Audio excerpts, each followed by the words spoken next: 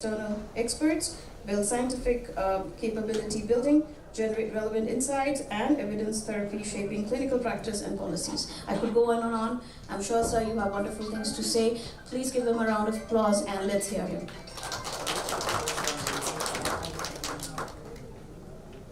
Thank you, Dr. Anjali, and I really share one passion of running with you. So thanks for knowing that. So maybe sometimes on the track together, we will run on the track as well. I really want to thank, first of all, Apollo Group for providing this opportunity to me.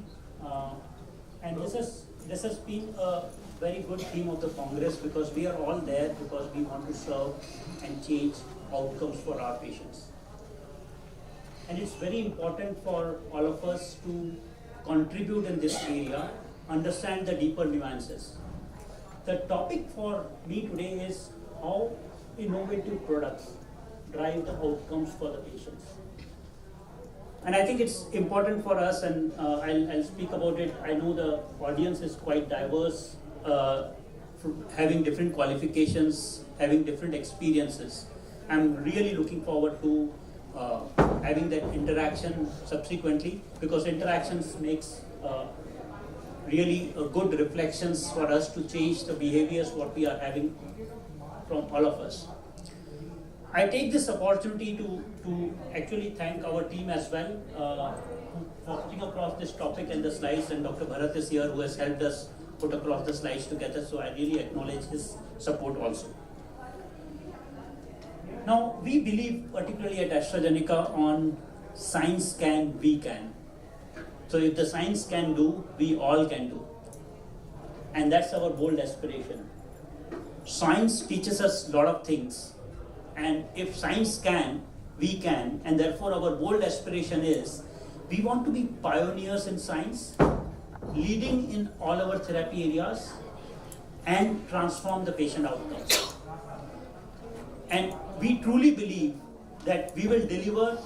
I have not put across the number of medicines. We have an ambition that by 2030, we will deliver at least 15 new medicines, which will be driving the industry leading growth. And of course, we want to contribute for the planet as well. So we want it. Our global CEO has taken a pledge along with the World Economic Forum that we want to contribute in being carbon negative as an organization, and we will contribute in making the healthcare systems also carbon negative as much as we can, particularly in the therapy areas where we operate. We are really inspired by our purpose and values. And when I say purpose, our purpose is that we want to really push the boundaries of science to transform the patient outcomes. Particularly in India, we definitely want to bring and accelerate life-changing medicines, which has been generated by our R&D. By pushing the boundaries of science, we want to accelerate the bringing these medicines to India as well. Now here are three words which is important. This pushing the boundaries of science, not only for the patients, we are broadening the definition now. We are saying for the people, society, and the planet. So we want a healthy people, we want healthy society, and we want the healthy planet. And that's the topic for the discussion, and therefore we are very, very passionate about our purpose and the values as well. Now this is what our R&D team works day in and night to enhance the understanding of our disease. We want to definitely understand how do we improve and better the clinical successes, and definitely bring life-changing innovations. At the same time, also find out how do we improve our in-clinic interactions and incorporate the science, innovation, and technology in the clinic to improve the outcomes for the patients. And we want to do this in the possible where quickest and greatest impact is possible on the patients, on the people. We are also understanding and enhancing and day and night our R&D colleagues, technology colleagues are working together to ensure that how can the data and the AI work towards reducing the timelines for our drug development, enhancing the predictive outcomes in terms of which patients the drug will be most effectively working, so identifying those patient profiles and increasing the probability of success. And we are really proud of our R&D productivity. It has significantly enhanced after this whole cycle which we have started following since our global CEO has joined in the last 10 years. It has been a remarkable journey for us at AstraZeneca. What our scientists globally do day in and day out is exactly what we are seeing here on this slide. And we all know how drug development is very complex, tedious process. It goes through a rigorous preclinical, rigorous clinical development. And we talk about the preclinical development. We start with the funnel of 5,000 to 10,000 new chemical entities, which gets eventually filtered into delivering 1 or 2 new drugs. And at every filter, whether during preclinical, phase 1, phase 2 and phase 3, there is the possibility that drug may not really get delivered into the market. And this tedious and complex process takes almost duration of 8 to 10 years. Of course, we firmly believe that through AI and technology, this outcome can be reduced further. But it's very important to say that it requires billions of dollars of investment.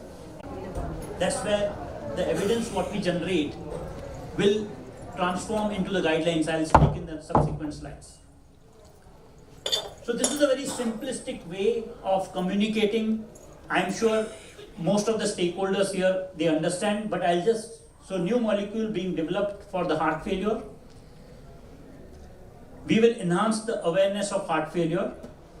It will also help doctors to identify the high-risk patients who will receive this drug through an appropriate randomized clinical trial.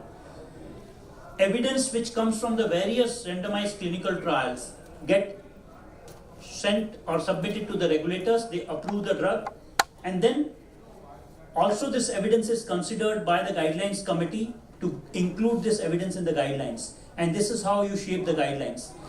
Guidelines and regulatory approvals both eventually result into this innovation being used in the healthcare systems.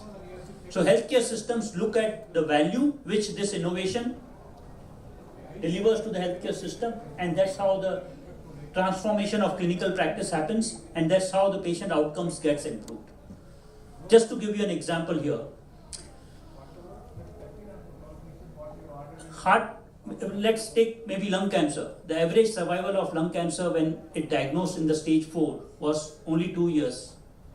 Average, I'm saying 2 to 2.5 years, couple of years back.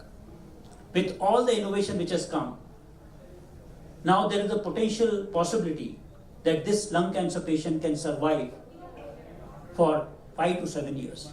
And we are talking about many innovative drugs from different multinational organizations which have gone through the same development pathway. The evidence is published in the guidelines and it is being used.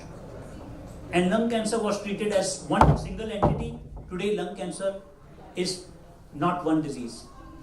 You have EGFR positive lung cancer, you have ALK positive lung cancer, you have ROS positive lung cancer. So there are different predictive markers and therapy is becoming more and more personalized. Similarly, I can talk about the examples in the heart failure. You have significantly reduced the risk of hospitalization in the heart failure, particularly when we use the dapagliflozin, when you use any SGLT2 inhibitor. And that's how the guidelines are changing.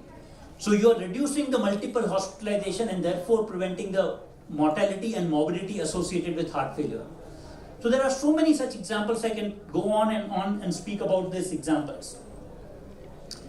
So this is how the guidelines get refined. So based on the evidence which is generated, you have a class 1 and category A guidelines where SGLT2 inhibitors now can be used to prevent the hospitalizations because of the heart failure. Another example of adjuvant treatment with osimertinib, trying to provide a potential curative option in the early lung cancer. So this is the evidence which is generated on the innovative products, and this is how the guidelines get changed. This is what the value they see. There was no curative option available for lung cancer earlier. Now you have a potentially curative option where adjuvant therapy can be given after the surgery. And these are the outcomes which are very, very defining for the person who's going through that disease. Now I spoke about the innovation. I want to really touch base even on the generics as well. Once the patent life is over, there will be a development of generics. And I would encourage the audience to read the book called as Lifesaver of Millions. How does this drug development and innovation and the guidelines eventually, after the patent life, the generics coming, and now it is becoming almost every healthcare system is adapting those products. And I'm talking about isoniazid and rifampicin, particularly for tuberculosis, has saved so many millions of lives. And that's why the book called as Lifesaver of the Million. I strongly encourage you all to read that. How these innovations are changing the outcomes for billions of patients. For generic approval, I'm sure you all know, but just to simply explain, the generic product has to do a bioequivalence study comparing the area under the curve. When you do a time and concentration curve, compare the area under the curve of the generic product versus the innovator reference molecule. And when the area under the curve are equivalent, then it is considered as bioequivalent, and that's how the generic products gets approved. Usually the interval which is given for this area under the curve matching is 80 to 125. So it is allowed. So the margin of 80 to 125 is allowed, which also as a clinician, sometimes I feel, particularly in the highly sensitive drugs, this 80% may be sometimes very challenging. 125% may be challenging. But it's okay, the regulatory guidelines are there, we need to respect that. So 80 to 125 is the usual interval, particularly when we talk about based on which the generics gets approved. Now, if we look at the generics, will have the same active ingredient. The active pharmaceutical ingredient would be one and the same. For example, when we say dapagliflozin, all the generic products will have also the dapagliflozin. Maybe the salt is different, maybe the excipients are different, but the active moiety will be more or less the same. It will have a same dosage strength, it will have a same dosage formulation, same route of administration, and almost, because we are saying bioequivalent, so the concentration which will be delivered will be 80 to 125% when you give the generic product compared to the reference reference product. Where they can be different? Now these generic products, for example, I'm sure the audience knows, right? When you talk about a paracetamol, you will have so many paracetamol formulations in the market. So where the difference could be, they may look different. The size of the tablet may be different, the contents will be different. One of the very key difference between the generic and the original research molecule or innovator will be the different excipients. The formulation process will be different, because that is the trade secret of each company to manufacture the product. The cost may be lower of the generic, and the physicians and all the stakeholders sitting in the room should reflect on that is cost the only reason why we should choose a particular generic or the innovator product. That's the reflection each one of us should have. Why I'm saying this? Because pharmaceutical equivalence is not equal to bioequivalence, and when there is a bioequivalence, it does not mean there is a therapeutic equivalence. And there are many examples which have proven this. I just cite some of those examples here. Particularly when we say active ingredient will be different, but there are literatures where we say that pharmaceutical excipients define the actual formulation quality and therefore the efficacy and safety of the product. Safety also is very, very important. The conference is International Patient Safety Conference, and excipients will also have, and there are many literature cases where they have reported that some excipients results into allergic disorders. We are all aware about the famous cough syrup examples in the market, right? Recently, that was what because of the excipient. The generics cough syrups, some of the cough syrups used some of the excipients which are not acceptable from the global standards, and therefore they resulted into a lot of deaths of the children. And that was one very famous example which we have recently seen in the media and the Indian media as well. I'll talk also about the atorvastatin example, and atorvastatin generics with multiple formulations if you see, and there is a literature. There is a methylation impurity, and these literatures are in the peer-reviewed journals. These impurities have a specific effect on the mechanism of action, which is HMG-CoA reductase, which is the mechanism of action of statin. And if we look at, because of these impurities, and there are literatures also, from the real world evidence, the innovator statins and the generics, there is a difference in terms of the cardiovascular event. So if you use the innovator, so there is a average, on an average, the cardiovascular event 31% higher, particularly when you are using the generic statin compared to the innovator statin. Again, it's a literature. In high-risk patients who already had a previous cardiovascular event, this difference is almost 62%. So in high-risk patients, all the more the risk increases, particularly when you use the generic statin, and this is published. And again, I'm not referring to a specific generic. I'm in general talking about the generic versus the innovator products. This is an Indian experience coming from a virtual clinic which is run, where they compared that the patients who were given the virtual clinic support, and it was presented in the Diabetes India Congress, where they saw that even the glycemic control as well as adverse events were more reported. The glycemic control was better with the original dapagliflozin compared to the generic dapagliflozins, and also the adverse events were more with the generic dapagliflozin. Again, a real world experience.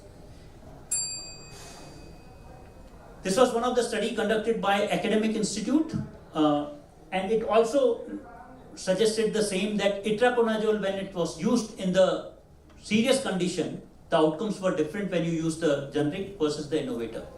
What it depicts, and of course there are media news, we have seen a lot of media news, I don't want to really go in details, but what it conveys that there are issues, and it's very, very important for us to be vigilant about these issues. So just to summarize my talk, how it affects the overall patient safety. The innovator drug development is different. A lot of evidence is generated on the innovator products. Guidelines get refined based on the evidence from the innovator product. The generic products, we have to be vigilant, and cost should not be the only consideration. We need to ensure that vigilance has to be very, very diligent. We should be aware about what is the efficacy on and safety of the generic products vis-a-vis the original product in the real life, and based on which the healthcare ecosystems should take the decisions.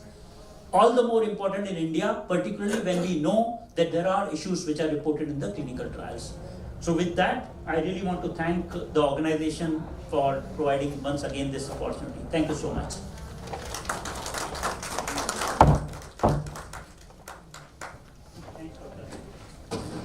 Thank you, sir.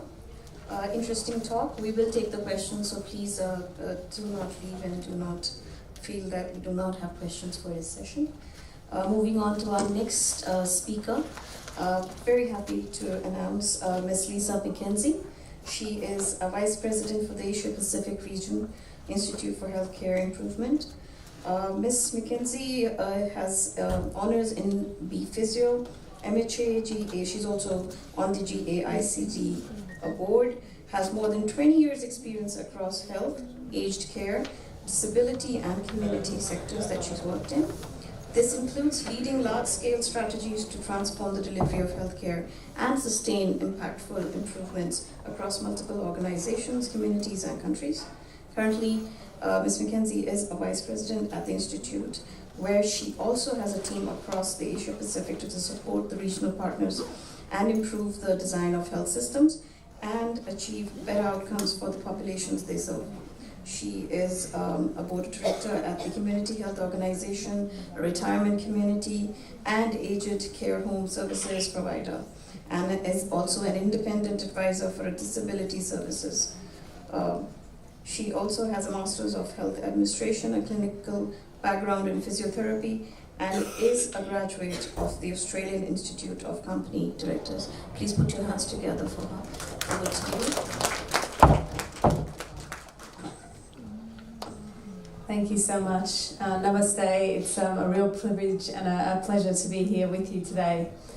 So, just as they're getting my presentation loaded, I'm very keen just to understand who we have in the room. How many of you are frontline clinicians? Well, 1, 2, 3. Frontline clinicians, caring for patients. More, good. What about health service leaders? A few hands. In the world of accreditation? No, a funding body for health services. In government? And in providing services like drugs, therapeutics, devices, innovation space. Excellent. It's just good for me to get a better sense of who we have in the room, because the presentation that I'm going to give is around whole system safety. And I want to ideally kind of bounce off you a little bit, especially to give you some chances for questions about what it really takes to achieve safety across a whole system, which I know is what we've been focused on the last couple of days, the dialogue that we've had, the insights that we've been sharing at different presentations. So, the organisation I work for is the Institute for Healthcare Improvement. Some of you may know us. We're a non-for-profit organisation. Our main offices are based in Boston, but we work around the globe. I think at last count, we are working across 42 different countries, and I have the privilege of leading the team across the Asia Pacific. So I feel very, very privileged to be here with you in person rather than beaming in on a screen, which is what we've been doing for so long with COVID. So in terms of safety, it's clear that around the globe, health systems are under unprecedented pressures as they attempt to try and care for their patients and their services, while also navigating the ongoing impacts of COVID, budget cuts, workforce shortages, very, very high demands on services. It's very, very difficult to know what to prioritise. So many leaders talk about being inundated by data and KPIs and, juggling all the requirements of funders and accrediting bodies. All of these competing demands are having an impact on safety. You can see these headlines: hospital blunders, patient deaths, complaints about unsafe care, and harm that we know is preventable. But despite all of these pressures, our commitment to providing the highest standards of care that heals and does not harm, has not changed. And if you think back to thousands and thousands of years, Dana yesterday in her keynote introduction talked about the Hippocratic Oath. And we do have a few clinicians in the room. Maybe some of you are medical graduates, excellent, and probably still remember when you graduated and said a similar oath, pledging this commitment to first do no harm. This vision is shared by the World Health Organization in their Global Patient Safety Action Plan, where they call for a world in which no one is harmed in healthcare. Inherently, we all want this. It doesn't matter in what part of the health system that we work, we all want the best standards of care for our patients and our communities. However, the pressures we face and the design of our health systems gets in the way of us providing great care every day to those we serve. So, how is it that we can achieve this vision for safety? If so many times we find ourselves reacting to incidents and complaints and issues about things going wrong. And that constant reactive cycle, although it might lead to lots of actions and projects all trying to attempt to improve safety, we often call this 1,000 flowers blooming. Many organisations find it very, very hard to achieve results, sustain results, and spread results across their organisation. And so at an organisation like mine, the Institute for Healthcare Improvement, what we're trying to do is partner with organisations and really help them to shift from this very, I'll say, piecemeal and reactive approach to safety to a much more proactive approach, where organisations still may have 100,000 flowers blooming. However, they stay in bloom everywhere, every time, so all patients consistently get great care. Doesn't matter whereabouts in the organisation, you're consistently getting great care. So how do we do this? We've found that there are 4 key things that really need to be in place for organisations to be able to achieve whole system safety. The first element that we found is incredibly important is that leaders need to set a clear vision and a strategy that shows that safety is a priority. And this provides a true north that allows the staff to get behind and really contribute to achieving this safety vision. And then you need to be able to know what matters most to those you serve, so you know what to prioritise when trying to provide safe care, and you know how to respond when the situation changes or when there's issues that evolve or risks that come up. And that means you need to have access to data, qualitative and quantitative data. That data can come from so many different sources. It can be feedback from patients, from families, from community members, or it can be feedback from staff, insights from funders, from regulators, from innovators like many of you are here today. And using all of that data to proactively provide safe care every time and be able to address those risks and anticipate things that may go wrong in the future is critical to safe care. Then you need to have an enabling environment and a culture that supports safety.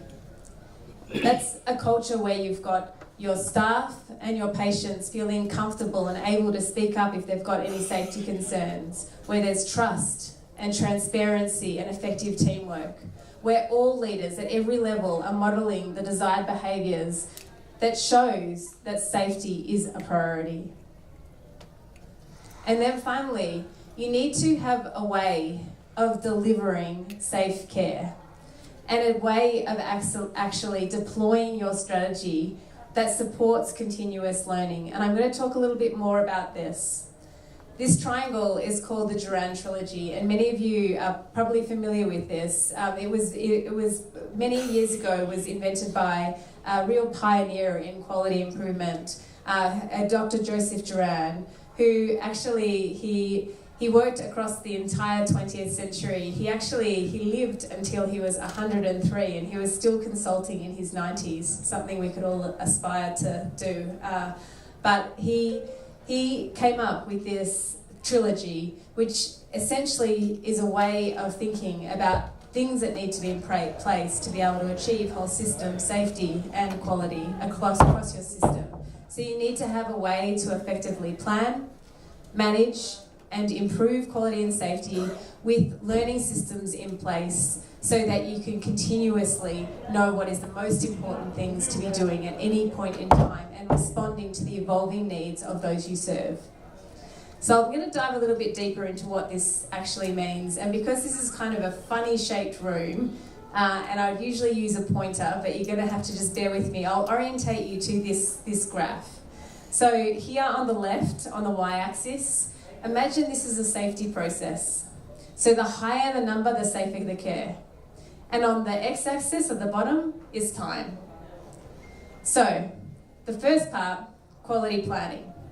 In quality planning, leaders need to understand what matters most to the patients and communities they serve, and then they need to set strategically aligned performance goals to meet those needs. They then need to invest the necessary resources and establish the systems and the governance processes to set the organisation up for success. And this includes doing things like establishing standard work.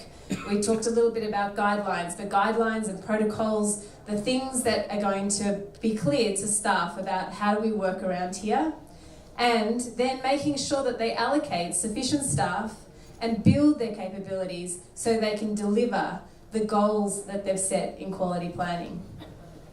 The next part, quality control. In quality control, what needs to happen here is your staff need to be able to monitor performance over time, and they need to be able to watch about how is our current system performing, what outcomes are we getting, and how does that compare to our desired performance goals. And what they're doing is every single day they need to have mechanisms in place where they're touching base, things like huddles or rounds where they're talking to each other. They're reviewing that performance data. They're reviewing feedback from patients, and they're reviewing things like recent incident results or audits or accreditation results, so they're getting that real-time data that they can understand what is happening and is there any unwarranted variation where they're not meeting performance goals. Because this is going to inform actions and things that they can do to proactively address any issues that might be arising and to be able to put safe systems in place. And this could include doing things like your standard work that we talked about, taking the benefit of using the protocols and guidelines that were set in quality planning, or it could be problem solving and taking proactive approaches to do things like, goodness me, this shift, we are short-staffed, we need to do something about it. We've got a very, very high amount of patients with very complex needs, we're going to need to do something about that, and constantly evolving and taking action so they can deliver safe care that meets the needs of those they serve. But sometimes frontline staff cannot actually resolve the issues or risks they face, or the needs of patients or consumers change and they want even safer care. And so when this happens, this is where you need quality improvement. And quality improvement is a structured approach whereby you use improvement methods and tools to redesign the system to create new levels of performance. You can see new levels of performance being achieved here. It could be, rolling out a big medication safety program across your organisation. And what you're doing there is you get a team together, they're testing ideas, they're implementing new changes so they can use tools like this Plan, Do, Study, Act cycle, but they're using improvement tools to fundamentally redesign the system and achieve those new levels of performance. But it doesn't stop there. Once you achieve those new levels of performance, you need to sustain those new levels of performance. And to sustain those new levels of performance, you need those continuous improvement loops to come back to quality planning, because you need to reflect on the lessons that have been learned. And you need to put the same systems in place. It might be update your policies or your procedures or guidelines to re-establish what standard work is going to be. Or it might be that you need a new training system or something for your staff so they can have the capabilities so they can sustain that performance over time. And this continuous loop, this continuous cycle keeps happening so that you know that you are always going to be delivering that very, very high standards of performance that meets the needs of your patients and communities. So it can be a little bit confusing to think about how these three parts are interconnected and interrelated. But I'm hoping that this visualization, it can help a little bit in terms of understanding how these three components fit together. And I know we haven't got a lot of time, but I put this slide in here not to spend time to go into the details, but to be clear that this is not a magic solution. It requires constancy of purpose, and it requires engagement from all levels of the organisation. And I put a link to a white paper that the Institute for Healthcare Improvement has developed on whole system quality.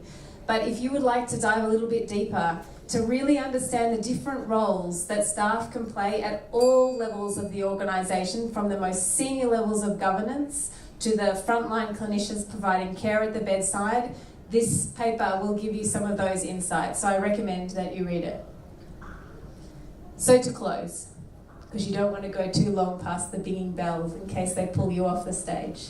So to close, I would like just to have you reflect on what can be done in your organisations around strengthening safety and creating that proactive approach. Is there a clear, compelling vision and strategy that shows that safety is a priority? Do staff at all levels have access to data and insights so they know what matters most and they know what to prioritise so they can deliver safe care? Do you have an environment and a culture that supports safety? And is there effective delivery and learning systems in place so that your staff have what they need to be able to constantly deliver safe care and be able to respond to evolving issues and risks so they are proactively providing the best standard of care to their patients? It is this delivery system that will enable you to successfully deploy your strategy. So, very rapid fire, lots of content, but just to let you know that we've got a heap of tools and resources and publications that you can download from our website. So please, I encourage you to do so. I'm going to be here for the rest of the day and would welcome connecting with any of you if you're interested in learning more. Because together, we can create safe systems that create health and wellness and do not harm. Thank you.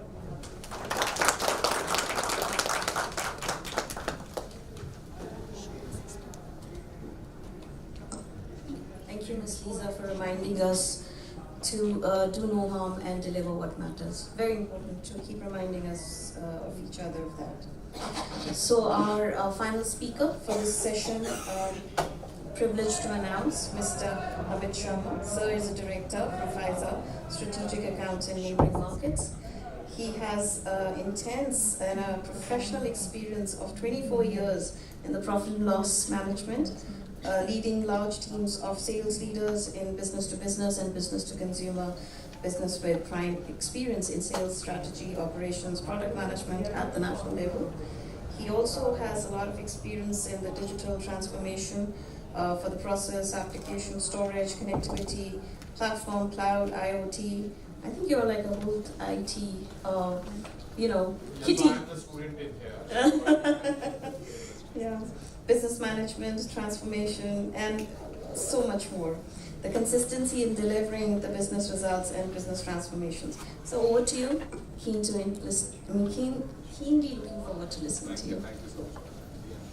Thank you for first of all organizing this conference very close to my heart. As you've seen, this profile was more for saying as to why you should hear from me. Right? Here as an outsider, not from the healthcare industry. But yeah, so that's my passion, how to impact human lives, and that's what the vision of Pfizer is, also breakthrough that change patients' life. Now, a few things which, okay.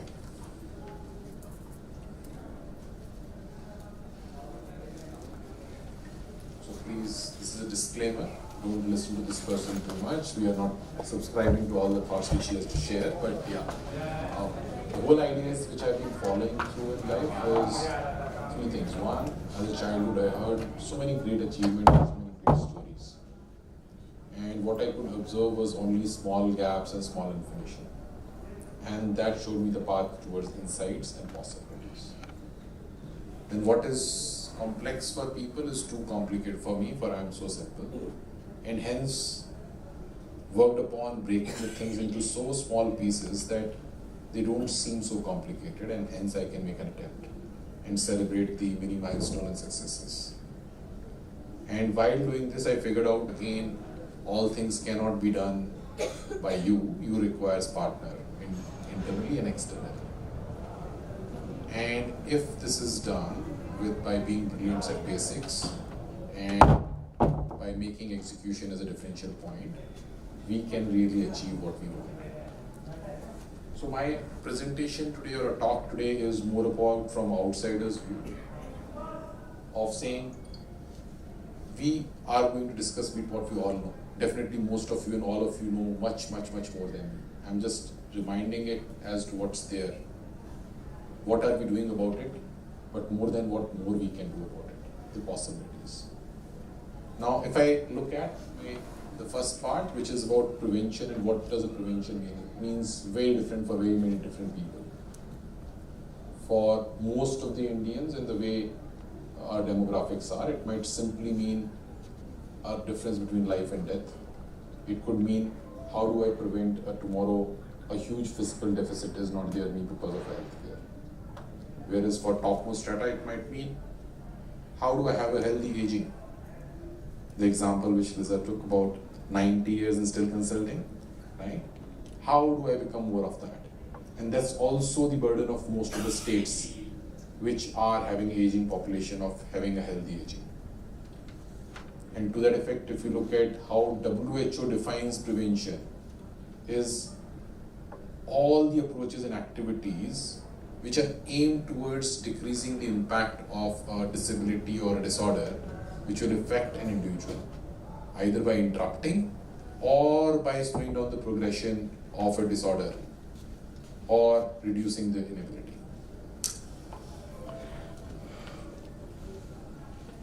What are the different modes of prevention? All we know is primary, secondary and tertiary.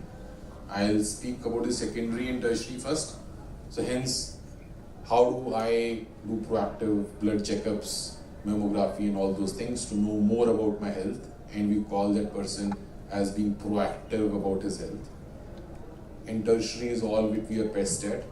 When a disease has been found, how do we really address it? By individual. Do I eat right? Do I take a vaccination, for instance, to avoid any problem in future itself? Have I stopped doing something which I was not doing right, say smoking? And this is where the biggest gap is, and this is true for every industry. It was true from the industry which I am coming from. Telecom is supposed to be most advanced industry.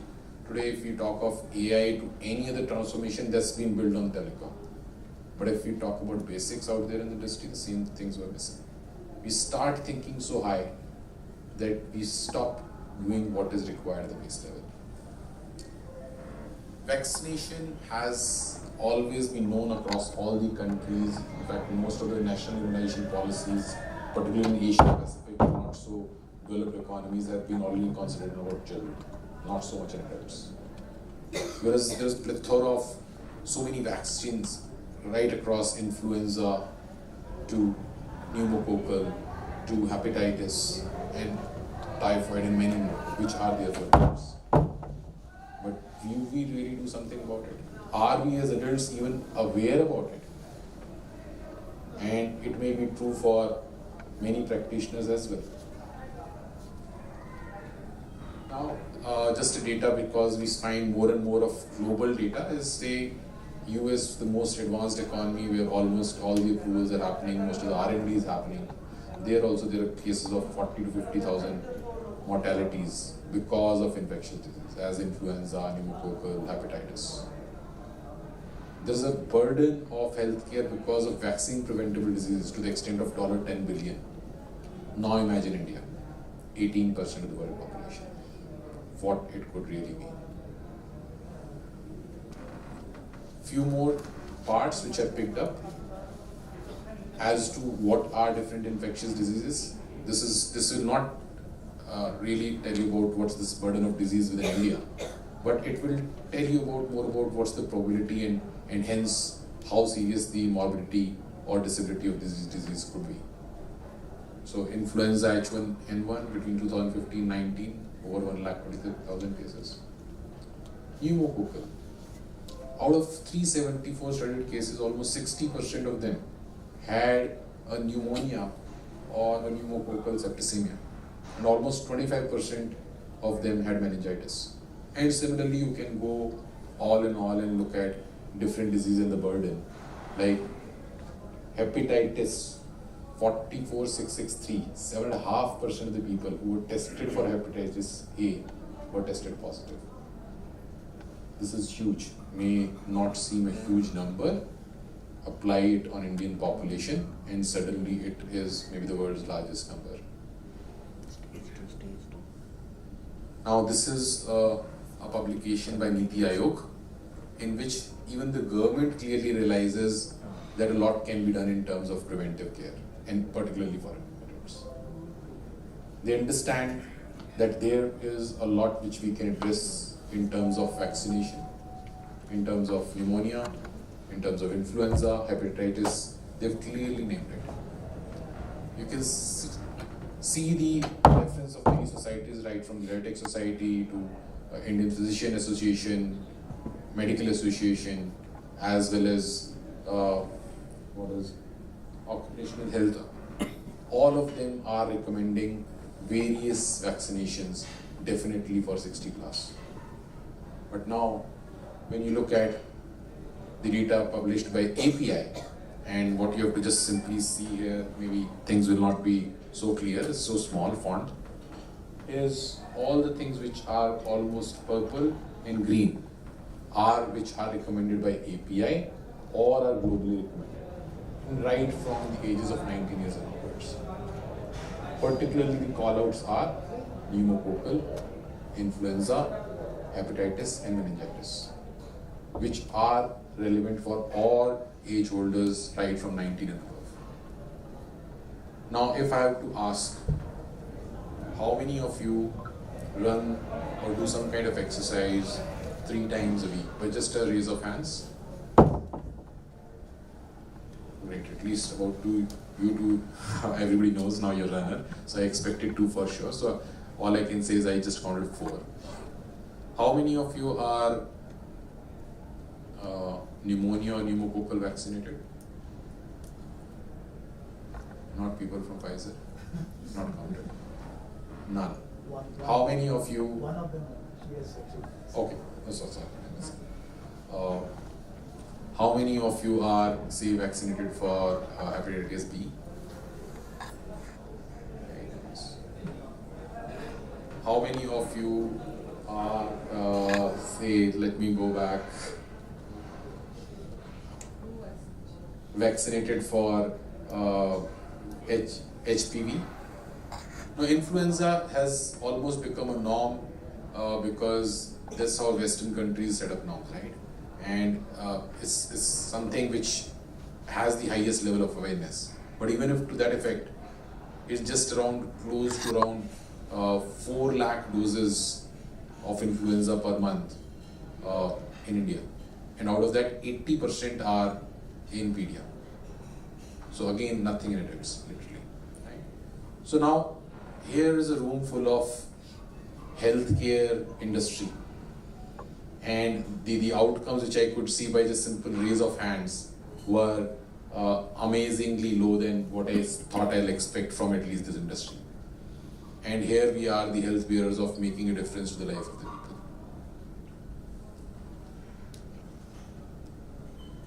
Now, I'm moving towards then hence, where is it, what's stopping us, and what we can do about it.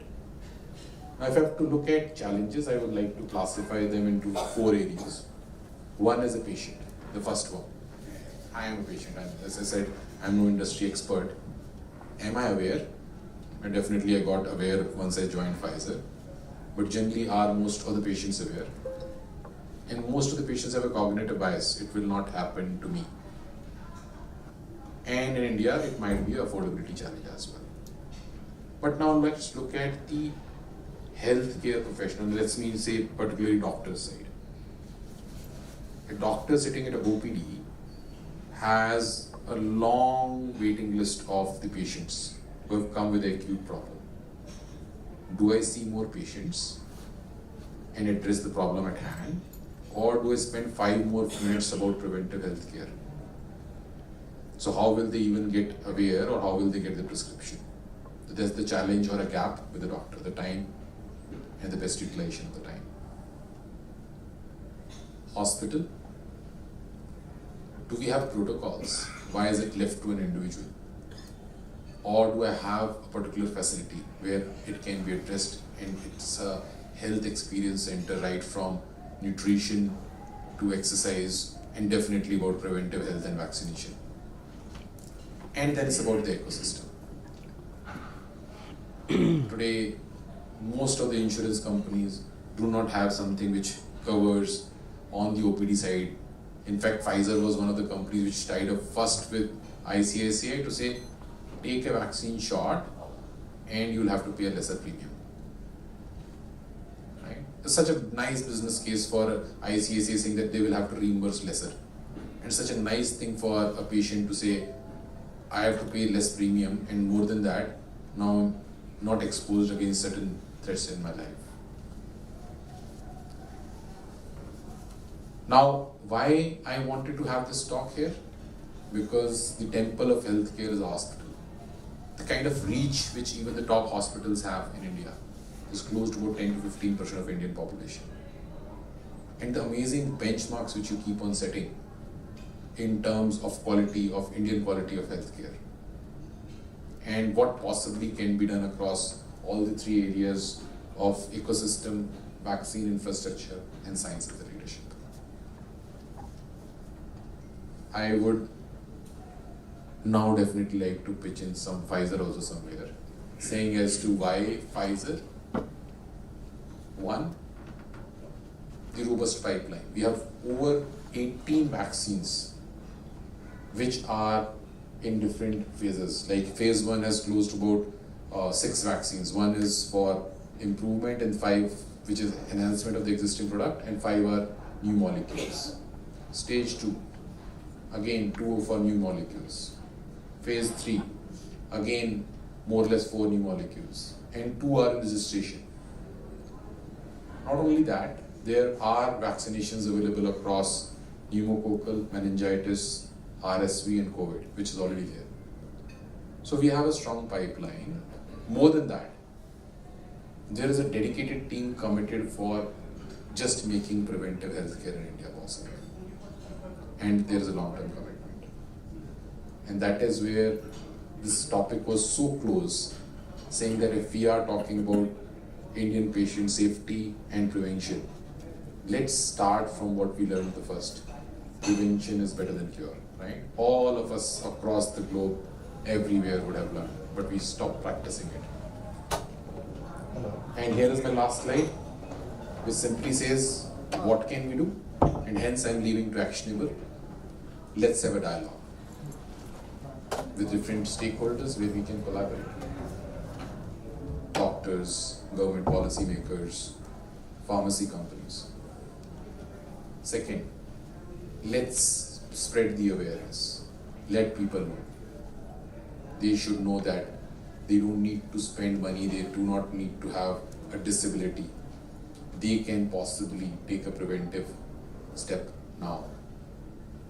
As hospitals, let's help shape protocol. Let's probably create a room which is dedicated in a hospital for a preventive healthcare and for vaccination. And the last, I just have a question. Please tell us what more we can do.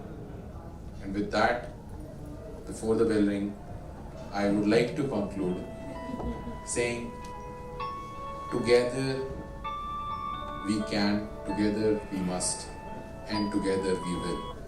First, save ourselves, just like Atlas saved before dropping the earth, or when the announcement says, put on a mask first, and then we will also make sure it's there for the patients. So with that, let's move towards in that direction. Thank you so much.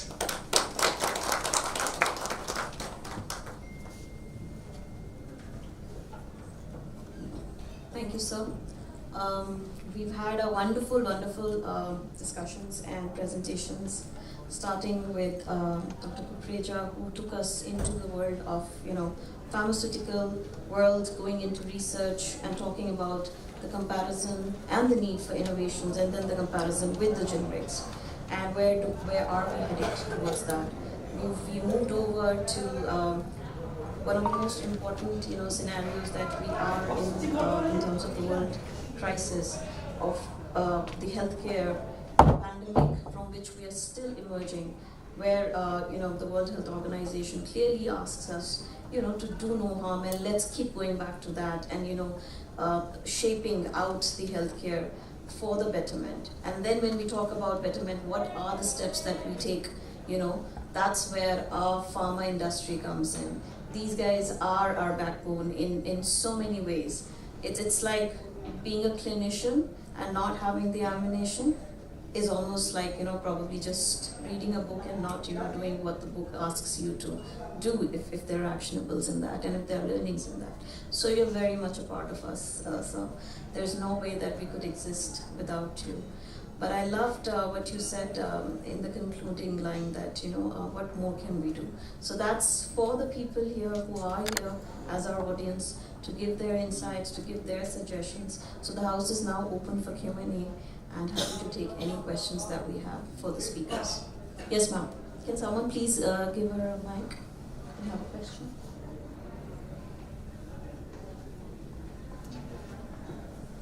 Could you also be specific in which speaker you would want it to be addressed to? And please do introduce yourself. Yeah, I am Dr. Yamuna. I come from Apollo Hospital, Chennai. I take care of infection control at Apollo Hospitals. Great. So my question to you, ma'am, the graph depicted showing about the quality planning, quality control, and then improvement. Many times we don't see the level of improvement which we expected the time of planning or in the control. How to address that? Are we going in the right direction, or we should stop back, think back again whether the planning went wrong, or is it a part of the graph itself that it does happen sometime whenever you are doing a quality improvement? I think excellent question, so thank you very much. I think one of the challenges we have is there's a bit of a blurring between quality planning, quality control, and quality improvement. Many organisations use the word quality improvement, but they're actually not doing true quality improvement. When I described what quality improvement is around a very structured method, using improvement science to achieve new levels of performance, like really redesign the system, what we often see is people say the word quality improvement, but actually what they're talking about is parts of quality control, like quality assurance, which sits in quality control, things like accreditation, box ticking, and kind of some of the things which they're actually not fundamentally changing their system. So if we really want to achieve the improvements that we are ambitiously wanting to make, there's a need to actually develop the capabilities of staff, which goes back to quality planning, so they have the skills to be able to drive those new levels of performance. And one of the most important things is what can we do to learn together? Because there is already so much strong evidence out there about things that work. It could be in pharmaceuticals, it could be, but we often don't even have some of those fundamentals right. But then how can we also learn together to really accelerate the pace of improvement, accelerate innovation? How do you take ideas from inception all the way to impact?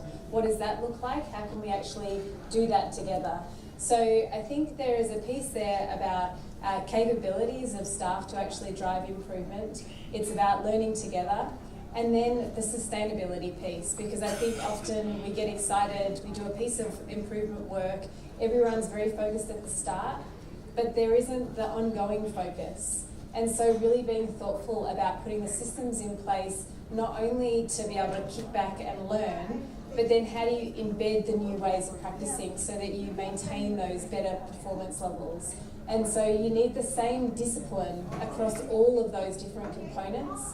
And I think, and because we have so many leaders in the room, it really also, it comes down to leadership, about that constancy of purpose and being able to just be relentless in the focus for higher quality care. And so if you can think about all of the components of quality planning, quality control, and quality improvement, but not lose sight of the big picture about, are you actually fundamentally providing better care to your patients? I think that's what it comes down to. So a long answer, but Yeah, that answers my question. And what is the duration which you always should look upon for example, a small size project, what is the time duration I should be looking? 1 year? I mean, that's It's a question where we always stuck that. Till what period am I sure that I have made a proper quality improvement? So I think it's important, so there is no magic answer to that, but behaviour change and requiring people to practice differently is time consuming. There is no magic fix, and in terms of the length of time for projects, so sometimes projects can be very fast. You can achieve improvements, COVID. We saw monumental changes happen in days and weeks, which previously, I don't know, I feel like, this is the Silicon Valley of India, but in where I'm from in Australia, we didn't really even have telehealth. We had some organisations with some telehealth, and IT systems went from not being able to do any of those things to suddenly in 24 hours turning whole workforces remote. And so there is something about the speed at which we do things. But if we're trying to change behaviours of clinicians, change the behaviours of our patients, that is complex and it requires time. So sometimes some of those very, very complex changes, a year can be, and if you're working at scale, a year, 2 years, but I think it's something that we need to be very realistic. And so trying to actually understand who's done it before, how did they do it, and how long did it take is actually a good place to start. Thank you. I have a question for you, sir. I'm Dr. Matthew, I'm a physician from Mumbai. And nowadays I see more and more patients coming to me and asking me, can I take generic medicines? And there has been a huge increase in the number of outlets also which are giving these generic medicines. And when I look at the components, they look the same. But the companies which are manufacturing, I can't even understand, and they keep changing every few months. So I just want, because it's a healthcare quality ultimately. And I feel that we as private practitioners are not equipped enough by the industry to what to tell the patients about the pros and cons of generics. I think it's a very interesting question, and thanks for raising this. This is exactly the dilemma which even the healthcare ecosystem and all the practitioners have. For example, particularly in India, all the generic companies also, which are more than, so new product is defined as typically 4 years in India. As per the DNC Act, NDCT 2019, you talk about 4 years. Now the challenge is that after 4 years, any pharmaceutical company can go to the local FDA and get the approval. Based on what? Sometimes they don't have to even do the bioequivalent studies as well, which are considered as mandatory outside India. So as you rightly said, now we need to educate all the stakeholders sitting here together. We need to educate that we ask the relevant questions from our healthcare ecosystems to the payers, that whichever products we are including in the formulary, are we including the products in the formulary only based on cost, or is there a quality parameter also? What kind of evidence they have generated? Do they have the bioequivalent study at all? What are the excipients? Because most of the innovator prescribing information will have the mention of the excipients as well. So I think it's important that each stakeholder in the healthcare system becomes more knowledgeable and informed about it, and ask the relevant questions. That when I'm including the product in the formulary, when I'm prescribing the product to my patients, at least patient should take an informed decision. Most important here is there are generics which, because India is also pharmacy capital of the world, India is sending the generics to the entire world. So it means the capabilities do exist. But the question which we have to ask is, the generics which are supplied to the US are produced in the US FDA approved plant, whereas generics which are supplied to Indian market are produced from where? And exactly what you said, you keep on changing the companies, you keep on changing the excipients, you keep on competing on lowering the cost, then you use the excipients which are less costly. Did you follow the process of post-approval changes as per the regulatory system, where you establish that if I'm changing an excipient, my dissolution product, my bioequivalence is not changing? Or did I do even the bioequivalence if I change my any excipients? there are standard norms in international, if you look at all the formulation development and generic pathways. Are our generic pathways aligned to our global pathways? Not yet. We are on the journey, but not yet. I think it's important for us to be making our patients aware, making our physicians aware, making our payers who take the decision of entering in the product into the formulary more aware. In fact, one of our efforts, particularly to bring this topic in this conference, was exactly the same.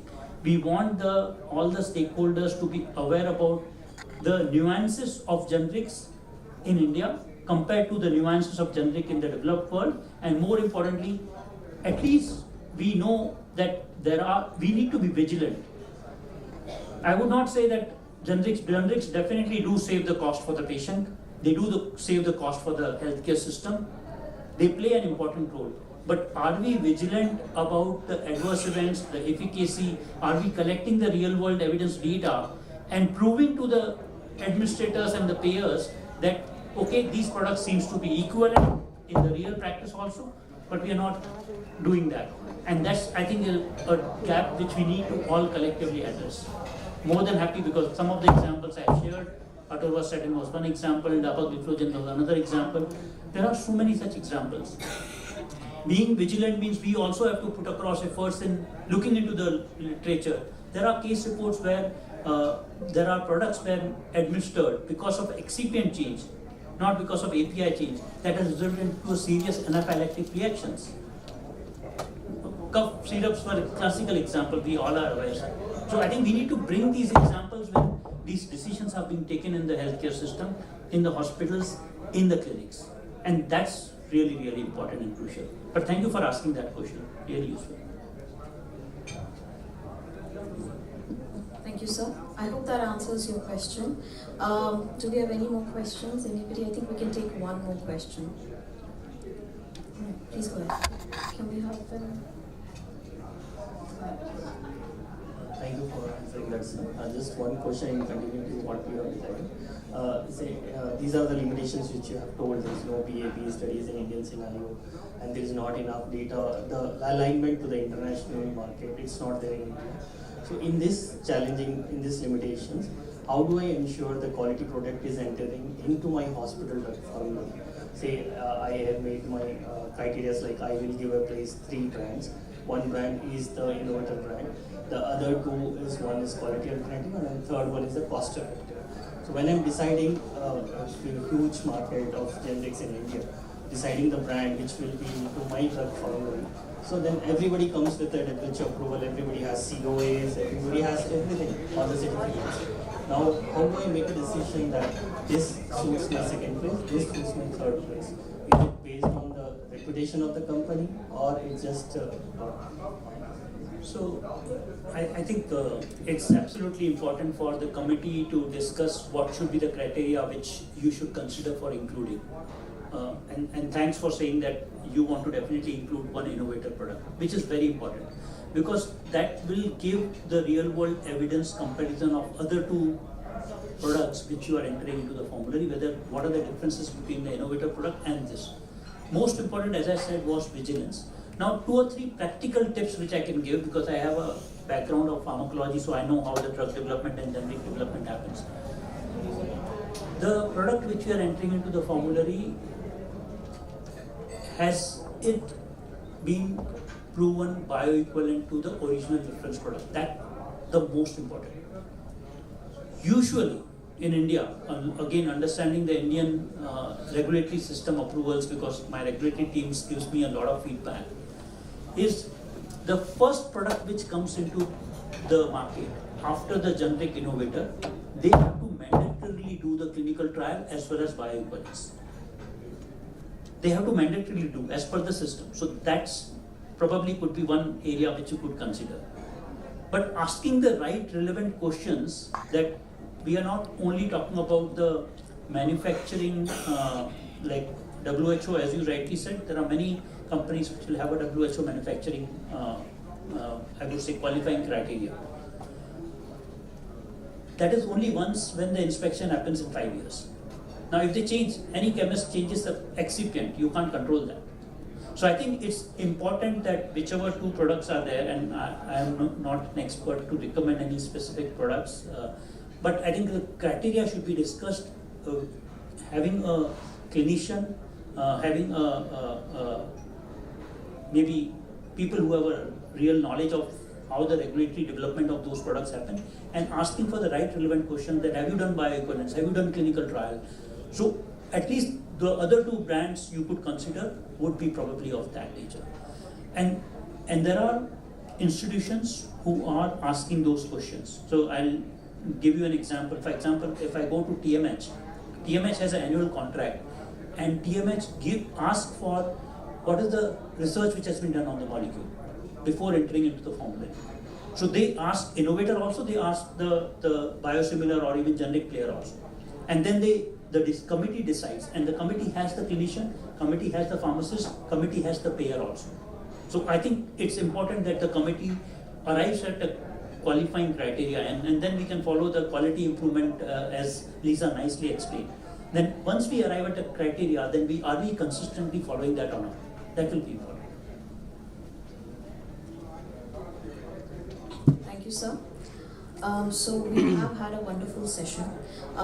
Just to sort of, answer a bit of your question, sir, I think Pfizer is a big honcho already in the pharma industry. You guys are doing incredible work. There's so much that's already going into research and collaborations. But I still feel that, because Apollo Group, for example, has already taken the visionary, of our chairman, of focusing on what is already been said, the prevention is better than cure. So we are going towards preventive health checks. So that's the area where you need to sort of, push the maximum, I would say, leverage towards. That's where you need to. Also, I feel when we talk about research, we do a lot of high-end research. But I think this scenario where the pharma industry probably needs to figure out where do they enter into the medical education perspective. So why I'm saying this, because when I was a medical student, I did not know Ranbaxy, I did not know Cipla, I did not know Pfizer. But I did know that these are big brand names by my final year, or by the second year when I was doing the OP, sitting next to my professor and, focusing on what medications was being prescribed. Why I'm saying this? Because the major cities, you guys will do great, and you will know. The aim is to basically give out or create awareness to as many people as possible. Because if we are wanting the typhoid vaccines to be taken or HPV to be taken, then the takers will have to come from, my so and so and so and so. So those takers will only come, or those consumers, or those, effectivity will only come through when we reach out with the basic information to them, which is happening, but because we need each other for that large scale of, information to be taken through. So that's where I feel the medical students, the paramedics, the nursing students, everyone has to know this. So it has to be a part of our curriculum as well. So I guess the policy holders or the policy makers need to, inculcate that into a part of a medical education. That's where I feel is the root or the stem part where we need to start making the difference. So please. For vaccination with Apollo at Hyderabad and Kolkata, and we are seeing great outcomes. First of all, in terms of that, since then the vaccination is almost doubled, and the people who are being profiled have almost quadrupled. And yes, we did think about to catch them early, and today not only it's about colleges, but we have a program and an application in which every doctor or person who is going to become a doctor can really register, and it really starts from the basics. It comes as a very nice quiz platform, and we are seeing now thousands of registration and very excited platform.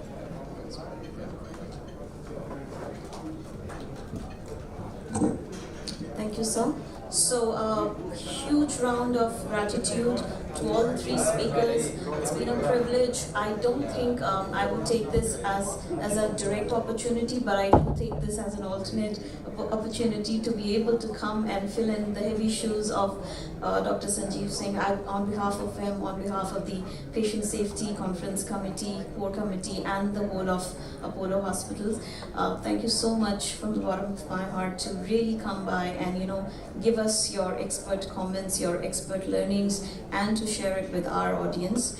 And we would love to have you again. So looking forward to your next talks whenever we have another conference or another platform. So thank you, the audience, for listening, and for all those who had time to ask good and relevant questions, because this is the way forward. Thank you so much.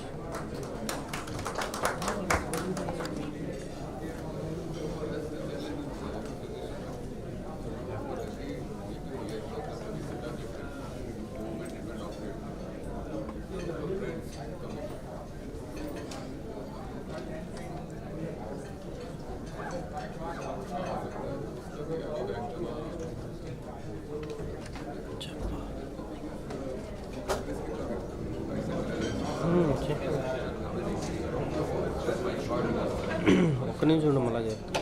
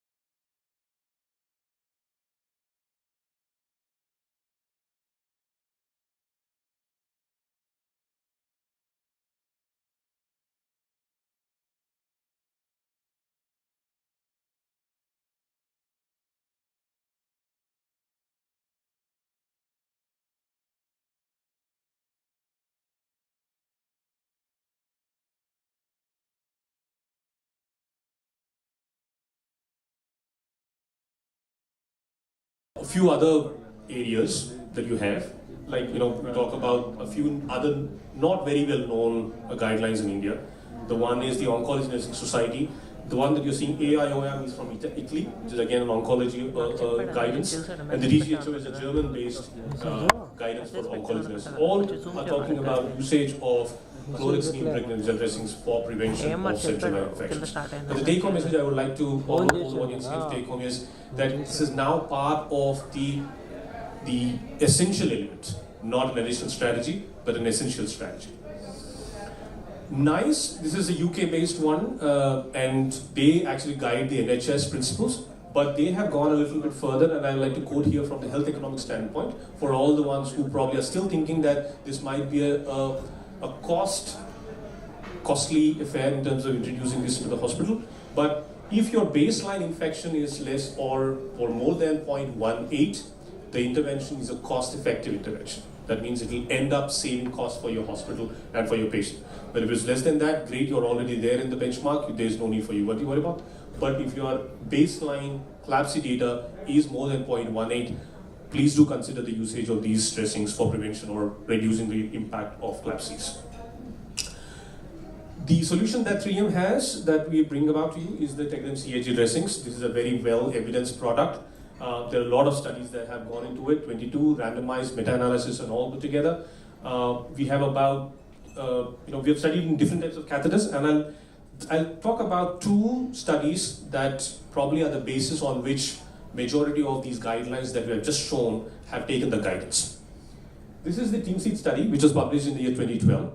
But the important fact of this, or the outcome of this, is significant because of two reasons. One, they have done this over a period of long time. It was an over 4 year study.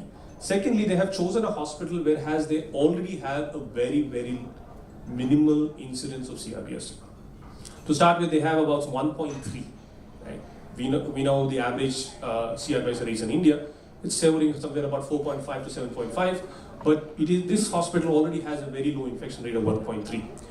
So the intervention was to compare what happens if you use a impregnated dressing, chlorhexidine impregnated dressings, versus a non-impregnated dressing. And you will find that there has been a significant reduction of infections. About 60% of the infections, both from CRIs as well as the colonization incidence, as well as the actual CLABSI, have been a reduction of 60% in this particular study. The second study that I want to quote is 2019 study, which is real-world data. Most of the time we're talking these days about the real-world data, and this is again in 2019. This is also a very long period of study. The earlier was 4 years, this was 11-year study. And they have again divided this into 4 phases. The first phase was when they did not have any chlorhexidine impregnated dressings. Second, they introduced 50% of the dressings with sponge dressing.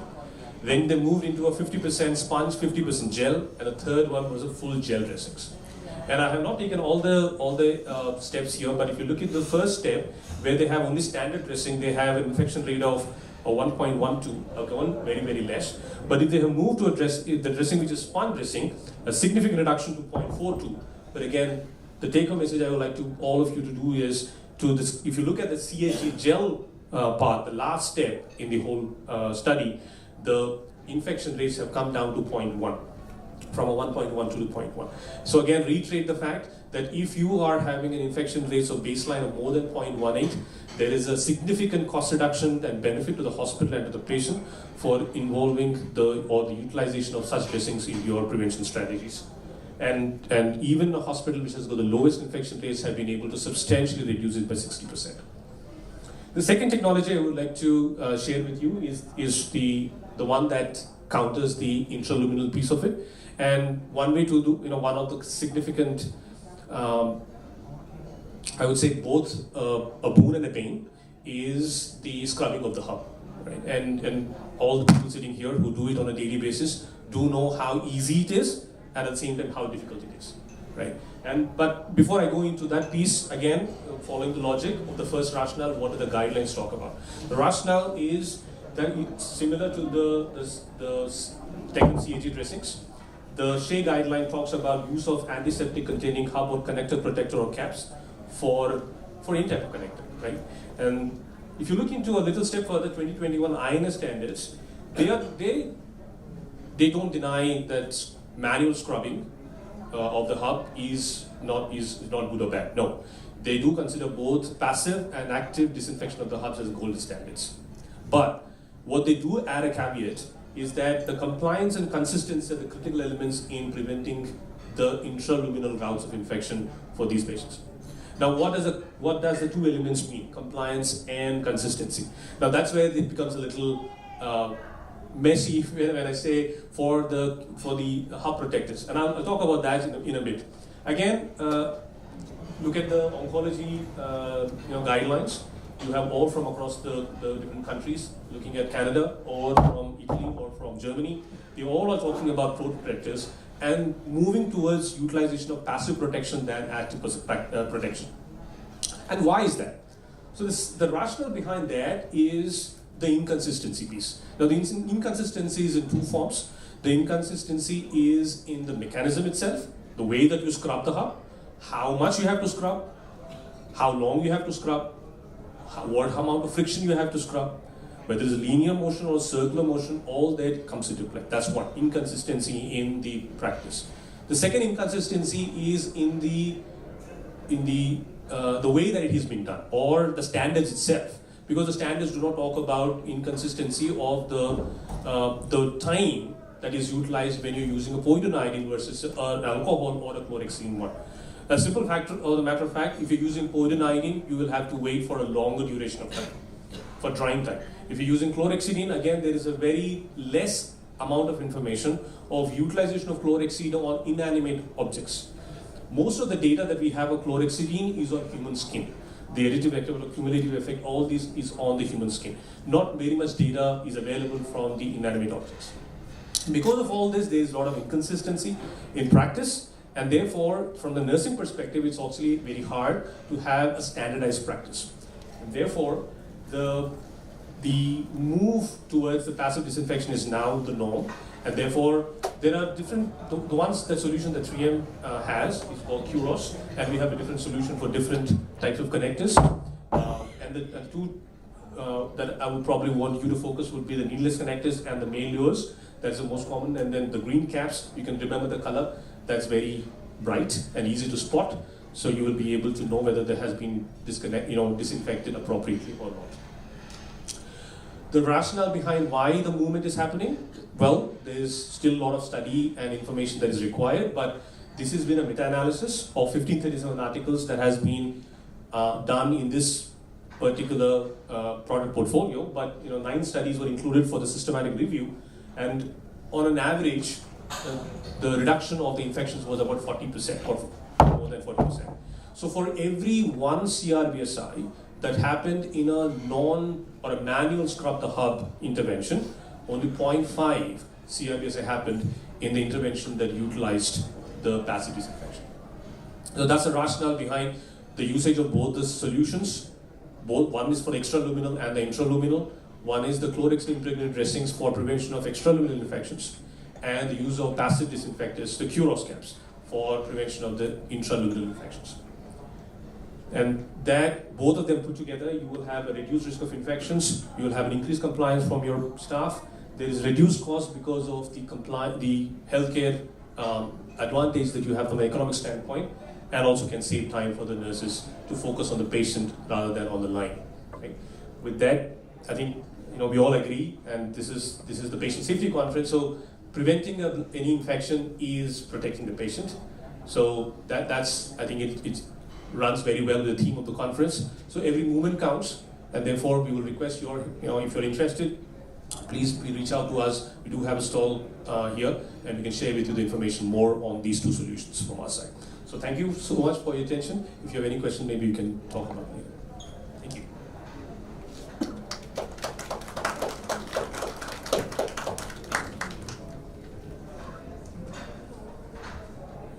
Thank you, Dr. Vikram. I also like the fact that you stuck to time, you gave us all the data, you made a convincing argument, and all of it in time. I think that sets the tone for what is going to follow. How many of you all in the room here are medical practitioners, as in doctors? How many of you all in the room here have been patients in the last 1 month? visited a doctor as a patient? None of y'all? Wow. I'll tell you what I don't like. My most uninteresting part of going to a hospital as a doctor is the fact that they don't look at you as a person. A number of times I've gone there and felt invisible, completely just another person. And there are times when I try to make small talk and tell the doctor about my interests, but the doctor is so busy, I get it. Doesn't have the time for this small talk. So I'm particularly interested in our next talk. It is by Mr. Rajiv Vasudevan. He's the Managing Director and Chief Executive Officer of Ayurveda Hospitals. And the topic that he is going to discuss with us today is on standardized, personalized, whole person medicine, feasibility and its implications for patient safety. Cannot wait.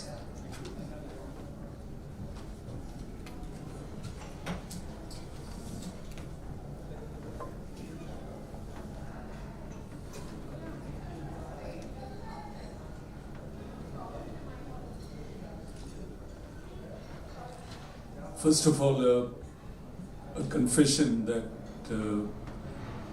let me start from where my previous speaker, Dr. Vikram, and where he ended, and then take it from there. He was talking about the post-lunch situation, and in Ayurveda, incidentally, exactly half an hour after you have lunch is the time that you feel sleepiest. So welcome to the sleepiest part of the afternoon, and then I'll see whether I can wake you up. The other part he concluded by telling prevention is the best protection. So let's see whether these things resonate in the presentation I'm about to make. And this topic was selected before I came to know about a big debate that happened yesterday, right? So there was a very fiery debate yesterday on this topic. In the allotted time of 8 to 10 minutes, I'll quickly speed through the slides, and then the whole thing seems to be a contradiction in terms, because we're talking about standardized and personalized care, right? How can these go together, right?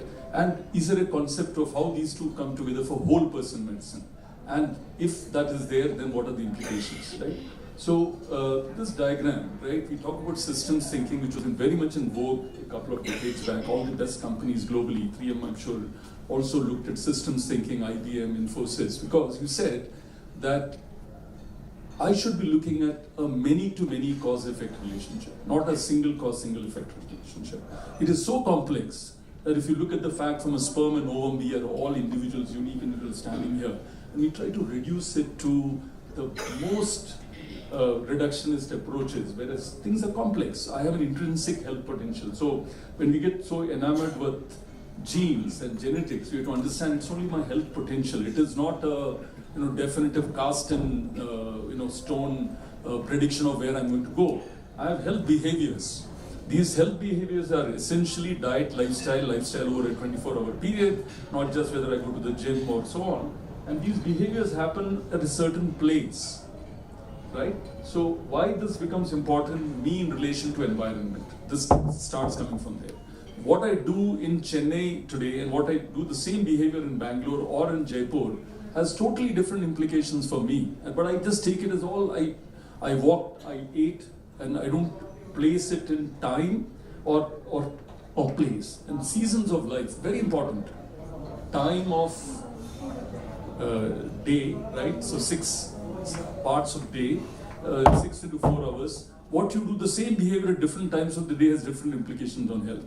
Time of digestion. So that's what I said. Half an hour after I eat my meal, I'll start feeling sleepy. That's a kind of post-digestion thing. So those who tend to sleep post a heavy meal are more likely to have poor metabolism leading to diabetes.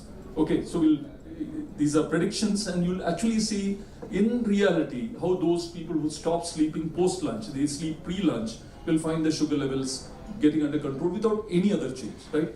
Circadian rhythm, and then the time of day, time of digestion, time of season, same behavior in different seasons, and finally time of life.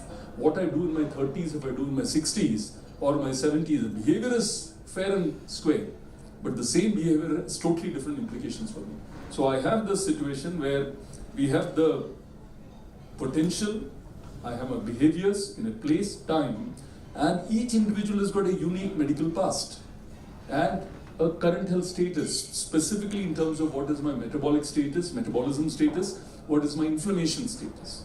So the same behavior triggers different things, but we try to reduce it. So it's not so simplistic is what I want to tell. The fact that when we talk, everybody talks about it, this epigenome, right? A recent paper, last 1 year back, talked about the fact that these factors, mostly which are completely controllable, my diet, my lifestyle, my environment, the environmental pollution, all of these, if you reverse those things, you're going to reverse the epigenetic changes. So far, as much to tell that you can reverse aging in the person, right? So if you take aging as loss of epigenetic information or system entropy, right? The disorder in the system, ancient systems like Ayurveda had posited that thing called Vata Vikriti. That means, so we won't get too much into Ayurveda, but just to understand, we should not get caught in the finite and lose track of the system as a whole, right? So the sum of the parts is not quite the whole, or the whole is more than the sum of the parts. And these are reversible. This is from a very prestigious journal, Harvard, professor. So, and therefore, this concept of a dynamic balance. Every human being, for example, I'm sitting under the AC. You are far away from that. I sneeze, you didn't sneeze, because I am subject to certain physical stresses, mental, emotional stresses. How this works upon the body, right? So when I look at whole person health, I need to understand these are working. And the very subtle point that good health has the ability to restore homeostasis. Not a particular state, but the ability to, so if I'm healthy, my ability to restore this balance is much better than somebody who is not able to restore the balance. So good health is not just in terms of biomarkers are important, or some measurements that we take, but we have to understand they all are ineffective unless I'm able to be adaptable to a changing environment, physical, mental, spiritual. It goes so far. There's a very recent paper. Effective therapy must be directed towards re-establishing homeostasis, right? We forget. We're so caught on a symptom that we forget the fact it's a unique whole person that we're tackling. And how do we tackle this? Is something that we'll approach. This is the SF12 wellness indicator, the 8 things on the right hand side. You will see the parallels in what sage Sushruta in 600 BC talked about. What we call the virtuous cycle of good health. You might talk in terms of, you talk about a person who's a convalescent after a road traffic accident or a stroke. The first thing you have to understand, and actually many of the situations which you are showing in some of the partner hospitals, the key thing, you keep the person alive, prevent infections from coming in, but how do you get the person to heal? And this process of healing is restoring the virtuous cycle of good health. That means I eat better, I'm able to sleep better, I'm able to eat better, I excrete better, right? My mind is calmer, and all of these are interconnected. I can't do one and say, give me a sleeping pill, give me a constipation, anti-constipation medicine. No. So if I look at this, and the fact that a subtle point here, SF12 talks in terms of limitations not being there, right? This talks in terms of positive traits being present. So a state of good health is the presence of positive traits as opposed to the absence of negatives, right? Is one key thing. And this is very interesting. 20,000 people who consulted at our hospitals. We just took this data. This is also published in the Apollo State of Health report. Just one slide here. We covered 6 parameters which are there on the right hand side, and you can see the percentage of people who had those issues: sleep, disturbed state of mind, anxiety, and possibly depression. And then the fact that metabolic health, we looked at, there are much more details here. Bowel movement, excretion, right? The key factor here, 2/3 of the people had 3 or more of those issues out of 20,000 people. Okay? 82% had 2 or more issues. Can you just imagine? And we're telling, mostly they think you're healthy. But this is what the burden of well-being that we carry today as a modern human being, right? And we ignore this. We are so focused on disease parameters that we forget the fact that a well-functioning human being will be completely comfortable with this. There's a very good book called The End of Illness. David Agus, an oncologist from California, he wrote this. It's a 2012 bestseller, New York Times #1 bestseller. He talks about a scenario where you're born and you die without illness, right? We have taken it for granted. In fact, Jisha said, last month have you been to a doctor, right? The fact is you could never have to go to a doctor if you are able to understand. And David Eger says, can you wake up every morning and see whether most of the parameters are these parameters? He doesn't know it's Ayurveda parameters, but these are basically anything that every individual can be empowered to know, right? So therefore we come to the point about whole person health, right? It's not to take one particular body type and try to, that's not the intention, but just to show that typically a person has multi-morbidities. And in fact, latest journal articles, if you study, you will find that there's very little evidence or research happening formally on the prevalence. There is some data in India, but on the impact, what is evidence, how to approach, because you're so focused on single morbidities, but very rarely, and some data from the US, which is slightly few years dated, 76% of the US Medicare bill goes for people with 5 or more chronic diseases, right?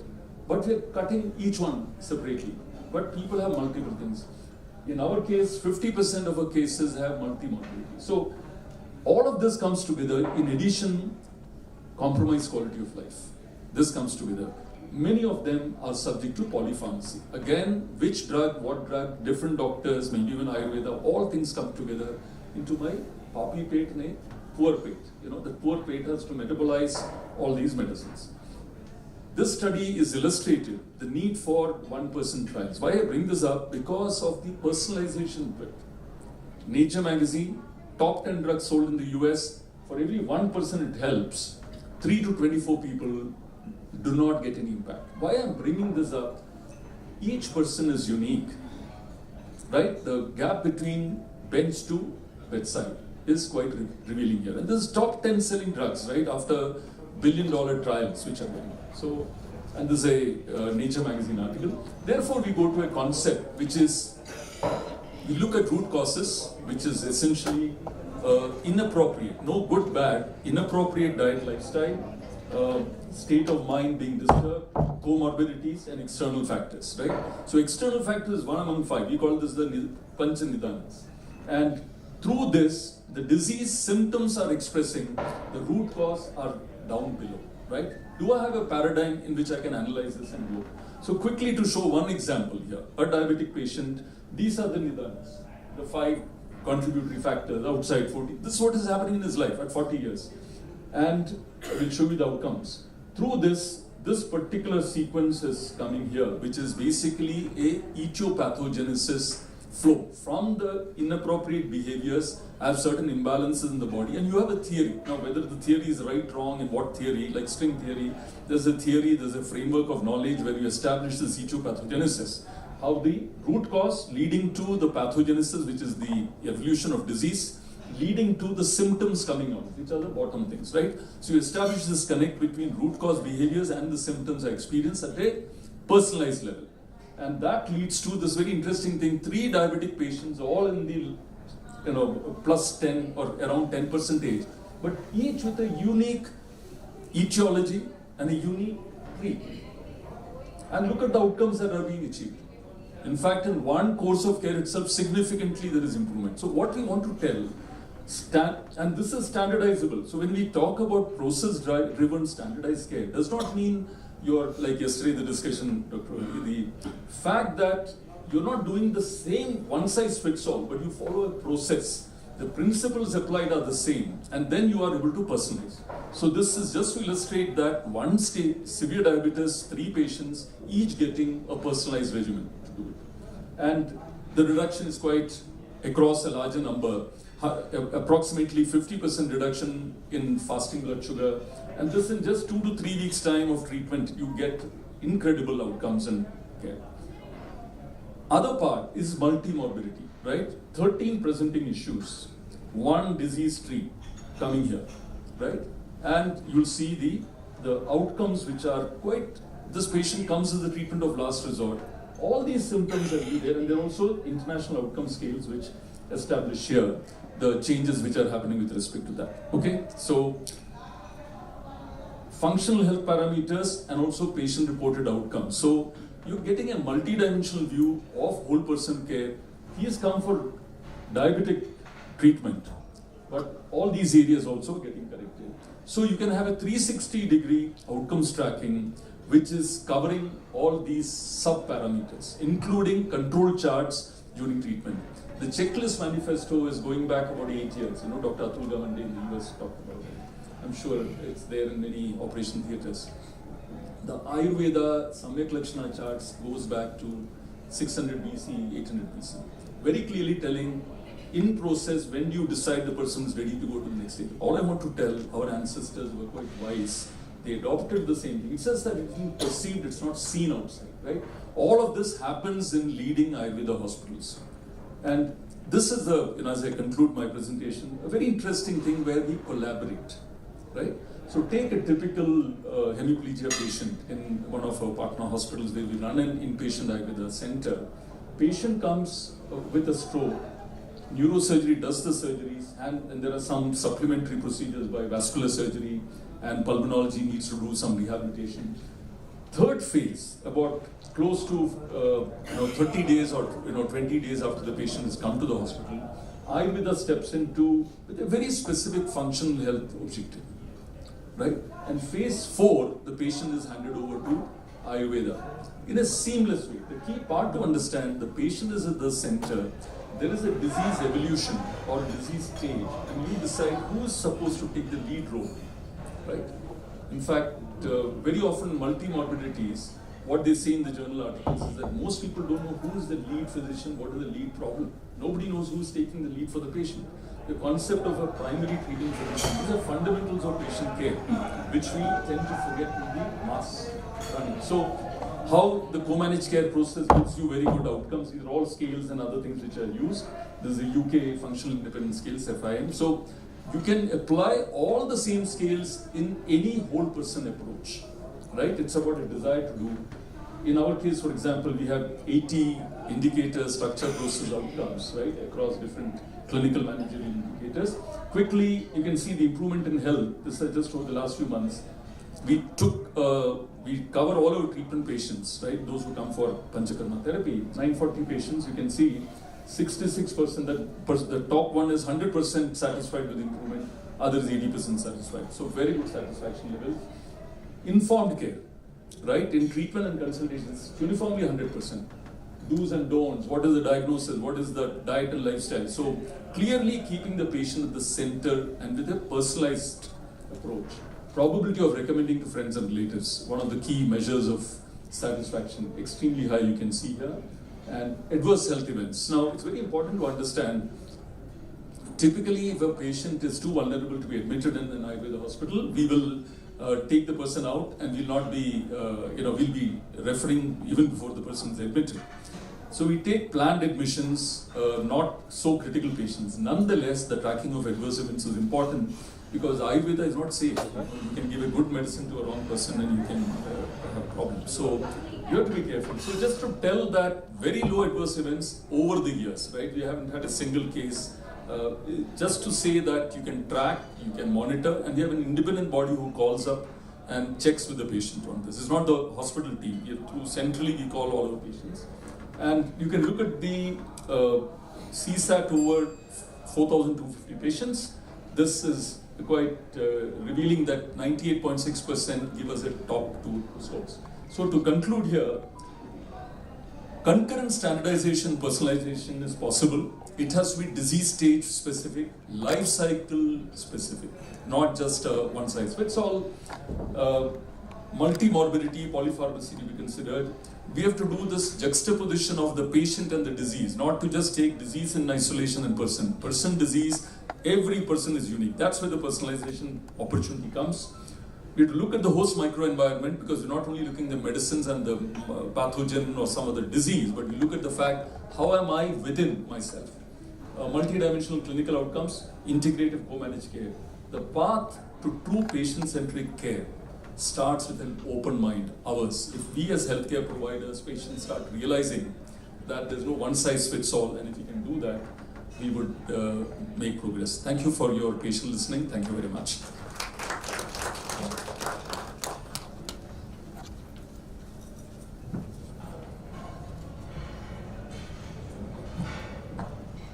Thank you so much. How many of you all have questions? I have so many questions for you. Anybody with questions? for our first two speakers. Hold on to those questions, write them down, because at the end of our next two speakers, we will have a session for all of you all to ask your questions. So keep them ready. Next, we have Dr. Zankhana Butch. Her name means aspirational, and I thought such a beautiful name. So Dr. Zankhana Butch will talk to us about integrative medicine and patient safety perspective. She's the Chief Medical Officer with Ayurveda Hospitals.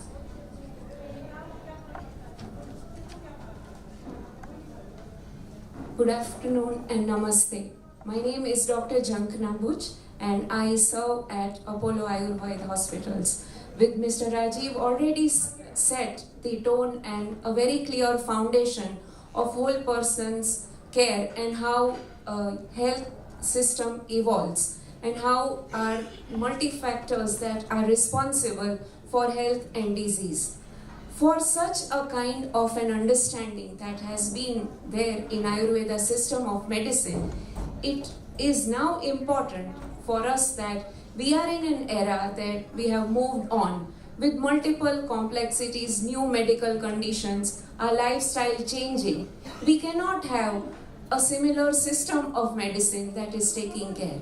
We need to come out of the box and look for a system that takes care of all the various multiple factors and complexities that we are seeing. And we saw that right 3 to 4 years ago when we were down with COVID. There was no clue that what this disease looks like. Irrespective of that, all systems of medicine were making their efforts to understand, to decode the pathogenesis. And then came a time where there were patients who took both the systems of medicine, found that they had a greater recovery. And most of it is also endorsed, acknowledged, and published in most reputed medical journals. With this, my topic for today is integrative medicine. Integrative medicine, as we all know, has evolved over a period of time. Not quite clear, but today I am trying my efforts to make points that will lead a background, not just for India, but across the globe. We'll talk about the global burden and the overwhelmed healthcare system. We would be talking about disease and health scenarios in India and scope of integrative medicine. Health from 1.0 has reached to health 4.0, and this correlates with industry 1.0 to 1.4 to 4.0, but it is also beyond that. We need to consider the choice of well-being and mindfulness over conventional options, and this is very interesting and a mind-boggling report that has come in 2024 from McKinsey, and this can be repurposed for Indian population, and this age group is very small. We need to understand with all this philosophy of integrative medicine. Global status of integrative medicine over the last decade, only last 20 years, the global system is talking about integrative medicine, and especially this in terms of oncology, pain management, somewhere about rehabilitation. It is not spoken across the specialties. I would also speak about safety in integrative medicine approach, India's push for integrative medicine, and sharing some of the insights of real life cases that we are dealing every day practicing the principles of integrative medicine. We can see here the current burden that we are facing, not only in India but across. We can see various medical conditions like every report that a patient goes through, dyslipidemia, cancer, neurodegenerative condition. There are foundational pathogenesis pathways which talks about inflammation, catabolic physiology, insulin resistance, and oxidative stress. While these are just the pathways that are told, these are fundamental pathways for any given medical condition that was already existing or is going to evolve. We need to keep that in mind.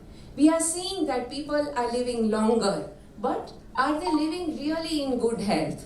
While the global expectancy has gone up, people are living with lot of comorbidities, with lot of medications and poor quality of life. What do we do for that? People are just put on medications. We can see here a current trend that is in the world is all about Ozempic. Everybody is talking about losing weight. People have stopped eating, like in this thread, as you can see, they have completely changed their diet and have gone to a different kind of a body build in order to tackle obesity and diabetes. We are seeing that the whole focus of all the organizations is on an emerging burden, that is antimicrobial resistance in human health. While there are measures, stewardship, which is being carried out, are we understanding that this is caused by what? Are we contributing towards this? And also, I looked upon while preparing for this presentation, apart from COVID, already there have been listed 10 medical conditions that are just there and the bomb is ticking. And why? We believe that this could be because of an inappropriate practice of medicine or the current scenario that is there. There could be lot of factors that are going in which is leading to this. Keeping this in mind and parking that there, I want to share with you this scenario that we face as an Ayurveda practitioner every day in our life. Last evening, I received a patient of a squamous cell carcinoma where she had been to a leading hospital in India. Completing her radiotherapy and chemotherapy, she was declared to be cancer-free for that particular period of time. And she was told to monitor every year and then gradually over 3 years and then 5 years. While she had completed the treatments and she was declared tumor-free for that particular period, she was suffering from residual symptoms. With that, she reaches out to a cancer herbalist somewhere well known in India. And the most popular botanist who also prescribes Simharuba, which is published with some amount of evidence. With all this is done, patient also tried Tibetan medicine which was there. It has been 4 years now that last evening when she came to us with completely foul smelling ulcer that was there. Hard palate was completely involved. And in last 4 years, she has not had a single follow-up. Reason was not that her primary oncologist did not follow it up with her. She was extremely scared. She was not happy with the environment and the kind of treatment that she was receiving because it was extremely common, it was not personalized. It was a standardized care that she was scared to go through repeated PET CT scans and MRIs. It was very disturbing for her, and not that she is also from a very poor background. Her daughter is a researcher and a well-known person, well-informed and educated person. I am stressing this because this is not only, there could be many reasons that the patient would have not been guided. But I think the fundamental problem or the lacuna is because there is no system well-defined where the patient or the bystander is hand-holded and told that you could be in a place where your current etiopathogenesis of cancer as well as your residual side effects can be very well balanced. It is at that point of time, Ayurveda, with our kind of an understanding, we have established this concept of integrative medicine, integrative oncology. But by the time patient reaches us, it is too late. We need to do something about this.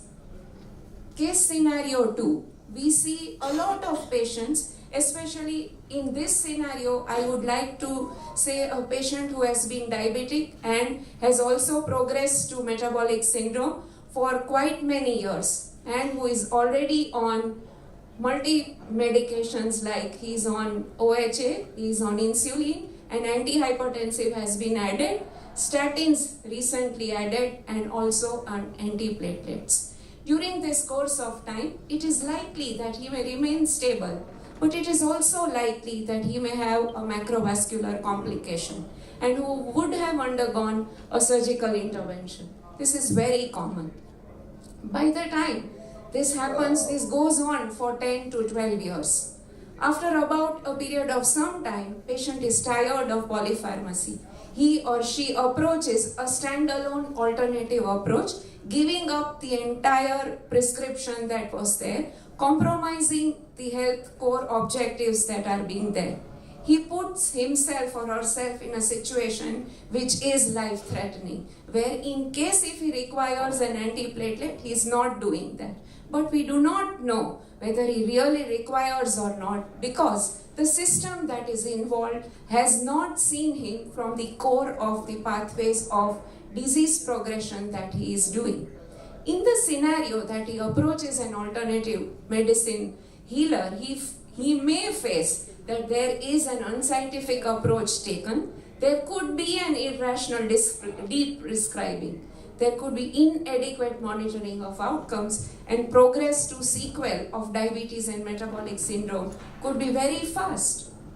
Versus that, imagine a scenario where he is with a physician who is trained in integrative approach, where the physicians of both the systems, of both the worlds, carry out an unbiased review of systems from both the sides, does a rational deprescribing. There is robust monitoring of outcomes from both the systems of medicine, Western world as well as an complementary system like Ayurveda. Prevention of sequel by identifying early warning signs. We also see this scenario where we see a lot of patients undergoing stroke, undergoing cancer, etc. are left prepared before the surgery and after that. The concept of prehabilitation and rehabilitation is existing in very small parts. This I spoke about, which is very important. The two findings that I want to share, that young generation is now choosing clinical over clean. They are not just looking for natural items, they want items which are clinically proven. They also want that these have to be recommended by a doctor. Even in such scenarios where the healthy population, apart from the diseased people we spoke about, healthy population is looking after their health. In this way, it is important that Ayurveda system and modern medicine gets together to form that whole concept of preventive health. And as we spoke about health evolution, we saw about healthcare 1.0, where one doctor was in charge of the patient. And we have moved on from there to 2.0, where a lot of equipments, devices, wearables started coming in. Electronic health records as 3.0, and 4.0 as we see with new complex conditions. And at this time, it is important that we need to go back. While healthcare 1.0 was very strong in clinical acumen because there were less devices, there was only robust thinking, intelligence which was put to carry out diagnosis and derive a rationale. While we are moving on, we are going towards healthcare evolution, but are we really contributing to the outcomes that are required for this complex system? And I found a very interesting book where the author is a psychiatrist, and he says that formerly when religion was strong and science was weak, men mistook magic for medicine. But now, where science is strong and religion is weak, we are mistaking medicine for magic. It is time to pause here and see how we can change this. So, integrative medicine, I'll just quickly go ahead. That vision for a smart, safe and connected care. The answer is integrative medicine, where it covers the patient with full range of physical, emotional, mental, social, spiritual and complete well-being. we can see that clearly there are no definitions of integrative medicine. Predominant areas are only oncology, neurology, mental health, pain management, core specialties addressing gut, metabolism, inflammation, immunity, and communicable diseases with respect to integrative medicine are missing. Clarity on scope of integration. We can see a lot of articles which talk about conventional medicine plus yoga, conventional medicine plus acupuncture. Where do we stop? And should we have a clear demarcation of which system gets into what? That is very much possible if the experts of each system are able to open-mindedly sit together and derive the clear scope of integration. For all this kind of a thing, it is important to carry out a shared decision-making process. From both the sides of systems, physicians need to sit together and carry out an unbiased review of systems where host and disease are placed side by side. And by doing so, we will be able to derive a system which is lot more safe and which is lot more controllable with all the processes are in place. We have covered this, sir mentioned about Apollo State of Health report. I did quote this because from an integrative medicine perspective, it is very important that this system of medicine looks into contributing, improving quality of life parameters because they are the root cause of emerging disease conditions and they can enable the transition from a paradigm of disease to paradigm of well-being. The concept of co-managed care, integrative medicine, Ayurveda plus allopathy, these are some of the examples of real life cases that we have been doing at our quaternary care hospital, right from the stage of diagnosis to the step-down care between specialties that are being covered. I want to share this example of COVID care center that we ran in 2021 during the Delta wave, where multidisciplinary experts from both the sides, allopathy as well as Ayurveda, took care of about 77 patients, and you can see the team that was constituted, which included internal medicine physician, Ayurveda physician, physiotherapy nurses from both the system, and physiotherapist. We derived an integrative COVID management protocol. We derived a concept of food that was non-inflammatory, lab biomarkers, and we could see that patients followed up for a longer time and we could prevent the sequel of long COVID. These are some of the real life cases and examples of integrative medicine that we are dealing at our hospitals, standalone as well as in our quaternary care hospitals, collaborating with the specialist. With this, I would like to sum up sharing that there is a need to derive India's framework of seamlessly integrative medicine. We need to derive a council of all aligned multidisciplinary experts, right from clinicians, academicians, researchers, institutions who are already open-minded and are implementing this framework need to get along together to derive a clear protocol that can go into national health policy, and it can also become a thesis for the global system. Ayurveda is inherently integrative and it can contribute to its full potential. Successful implementation requires not just changes in treatment or so, but behavioral and cultural change in mind shifts of clinicians, patients, and organizations. Thank you. And sorry for taking time.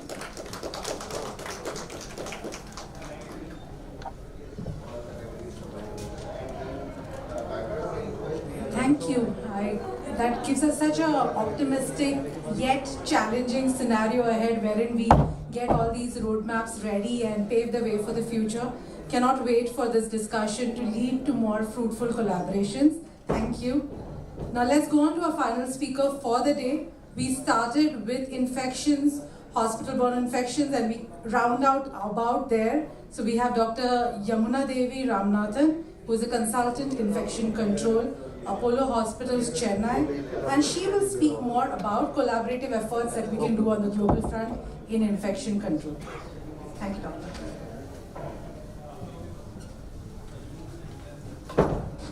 Thank you, Jisha. Thanks IPSC for this opportunity to stand in front of you all to talk more about collaboration. We started with infection prevention protocol. We saw more about Ayurveda, and now I'm going to talk about the global collaboration. Are we yet, or we are just traveling towards it?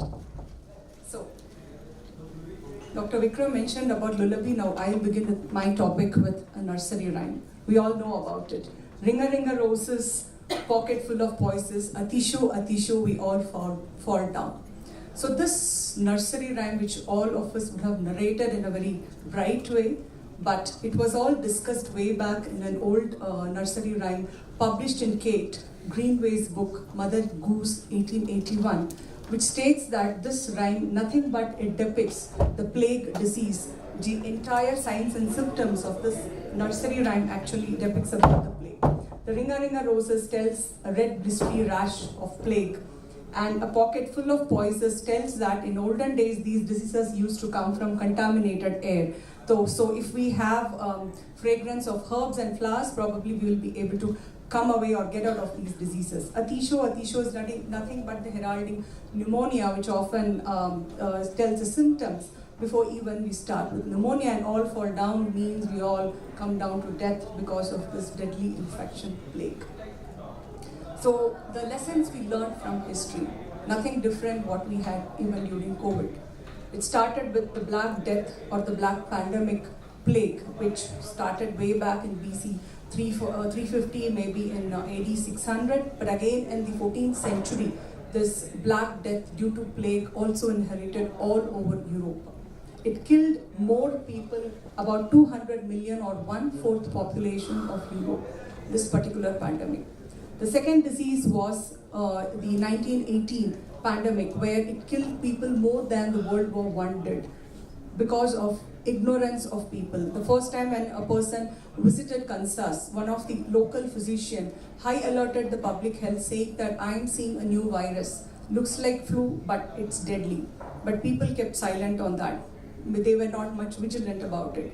And after 3 months, people from the entire army started getting admitted in Kansas, and from there it moved all across the globe.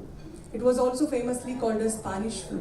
The reason why, because it was not found in Spain. It came from US, but it called as Spain because Spain was never a part of World War, and they published the entire data to the entire media so that people came to know such a deadly virus is killing young population, and that's what the effect turned out to be. And it was no different when we started facing COVID. It also till 2023 killed around 6.9 million deaths, and COVID was not different in killing people of younger age group in the second wave. So these are the lessons which we worked all together, and we also started seeing that these diseases are never restricted to one part of the country, to the state, but it travels globally. That's how the plague traveled from Europe to other parts of the world. And that's how in 1918, the Spanish flu started in US. It went across the globe to all the countries, and COVID was nothing different. We all faced it for the next 2 years. And that helps us and call ourselves as a global village. We all are together. If one problem happening in one part of the country, we are not different. We can't stay calm and tell that it's happening somewhere in the world. It is going to affect us over a period of time. If not today, maybe tomorrow. And that's how, and that's why we need to react now. So how can we do this global collaboration?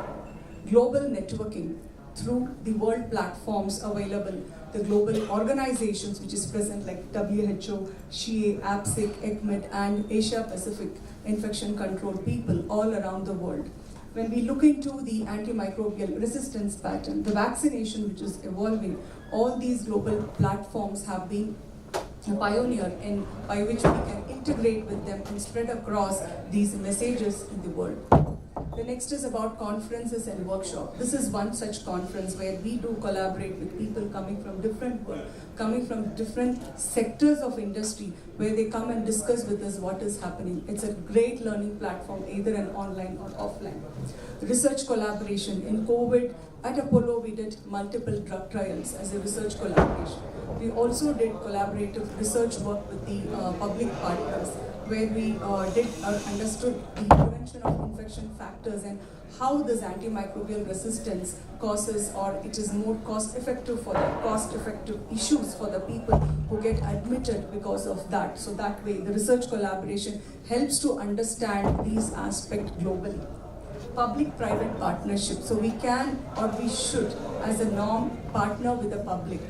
See, the main drugs where the ATT drugs goes, most of these drugs which is needed for the multi-drug resistance are coming only from the public platform. It is not always available to all the private holders. Again, vaccination forum. It's still with private partners, but public are the main who are willing forward and give vaccination. That is the reason why the childhood vaccinations are very good, whereas the adult vaccination is still not taking up.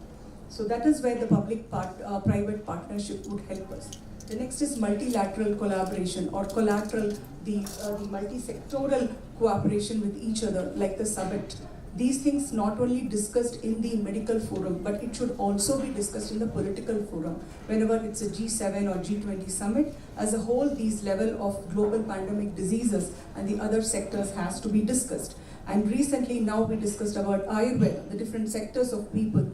All of us have to come together integratively to treat such diseases which are killing young population. Capacity building and training together. We have to handhold each other. It's not that we have to restrict whatever we have learned to ourselves. We have to collaborate with people, train them, took over them, and build a capacity for other people so that they can also get trained with us. Technology, innovation, sharing, and data transparency. That's what I mentioned in the beginning. How COVID was different from other pandemics. The reason because the media also played a very major role in bringing things forward during COVID. We started acquiring new knowledge every day. Yes, of course, few wrong messages were also being forwarded through WhatsApp or in the websites, but of course, good knowledge was being shared in the media. All of us were able to understand the newer technology, the new drugs, the vaccines which are coming forward. COVID was the first time when people were able to make new vaccines within a period of 1 year. It had never happened before in the last pandemic, or any other diseases have done it in an innovation ideas.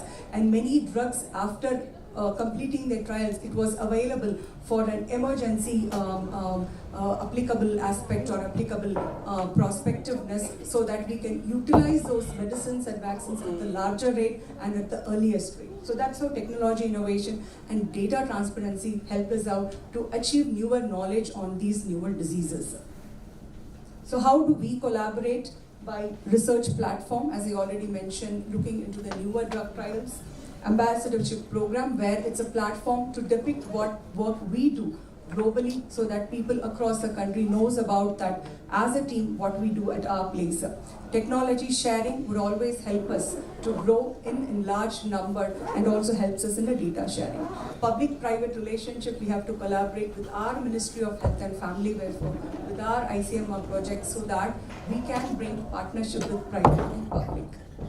So our way forward for the emerging infectious diseases to healthcare associated infection is knowledge sharing, bringing together all the expertise, sharing and pooling of resources. That is very, very important. The reason why, because the world is moving towards equity of care. We all want the same level of care to be fruitful to every population who is in this country or who is in this world globally.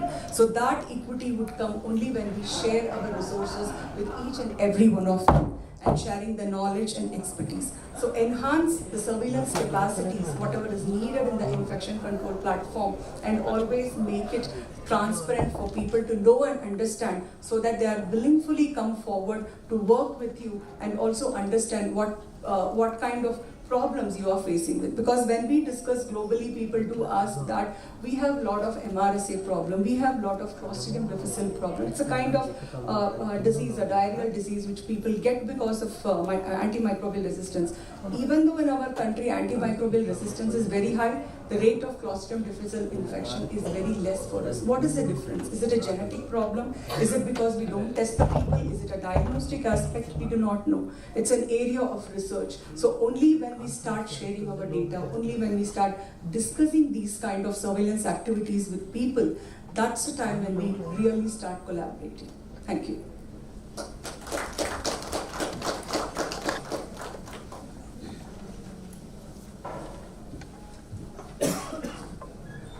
Thank you, Dr. Yamuna. As much as I hate breaking promises, I will have to break the promise that I made to you all earlier. We will not be able to take any questions because whether it's the best of times or the worst of times, this is the only time we got. And the next speakers and their panelists are here. So I think let's give it up for all the wonderful speakers that we had today. Dr. Vikram, Mr. Rajiv, Dr. Zankana, and Dr. Yamuna Devi. Thank you so much for sharing your knowledge with us. We appreciate this conversation. Thank you.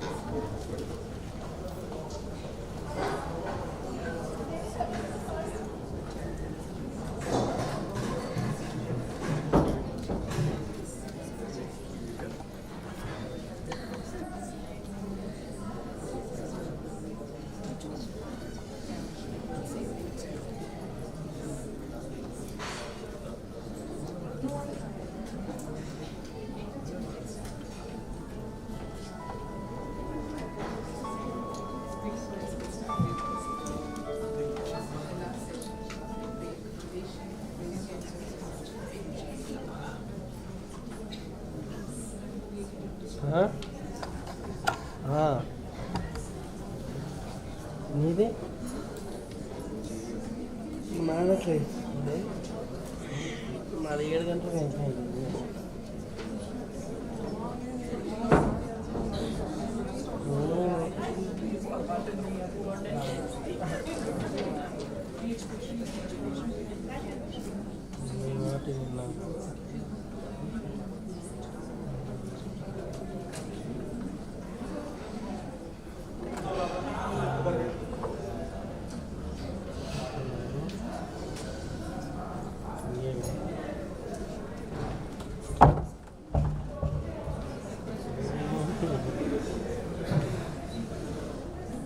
అన్నీ ఉడకబెట్టి మొక్కజొన్నది కింద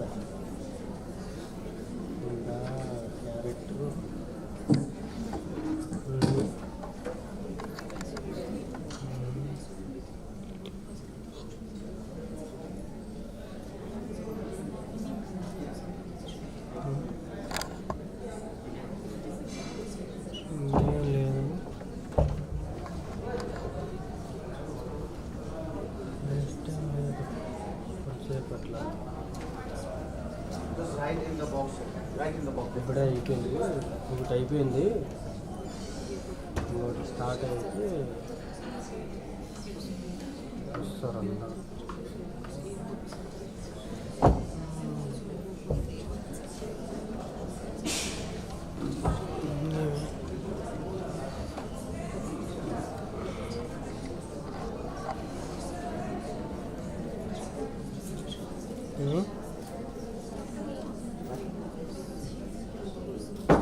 చేయలే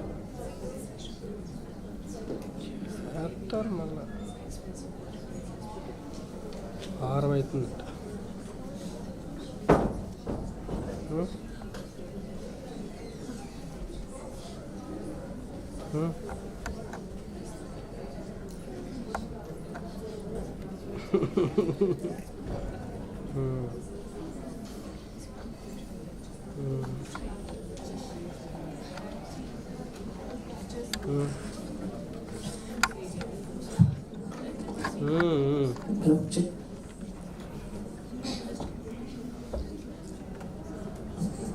Good evening to all. I welcome to you all to the last session of this all, the Prescience of Patient Safety. I'm Dr. Gurnesh Ayyappan. I'll be introducing the moderator. I take great pleasure in introducing the moderator and my role model and the reason for me being here, Dr. Rohini Sridhar. Dr. Rohini Sridhar has been trained as a pathologist from the prestigious AIIMS, New Delhi, and subsequently completed her fellowship in hematology from Melbourne, Australia. She's been associated with Apollo for almost 3 decades.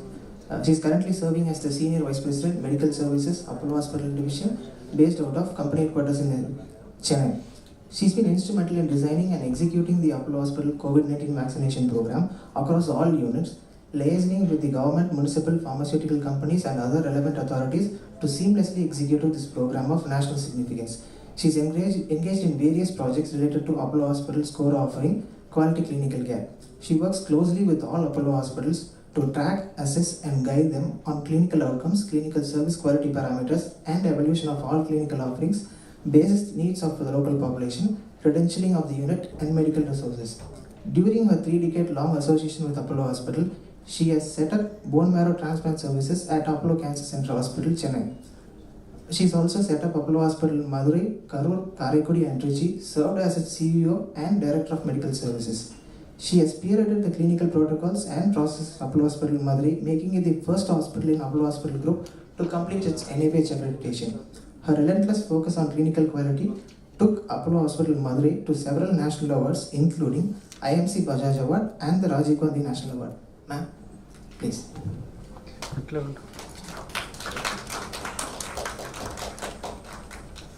So thank you, Vignesh, for a very generous and rather long introduction. I think though we have the last session, it's a particularly interesting session.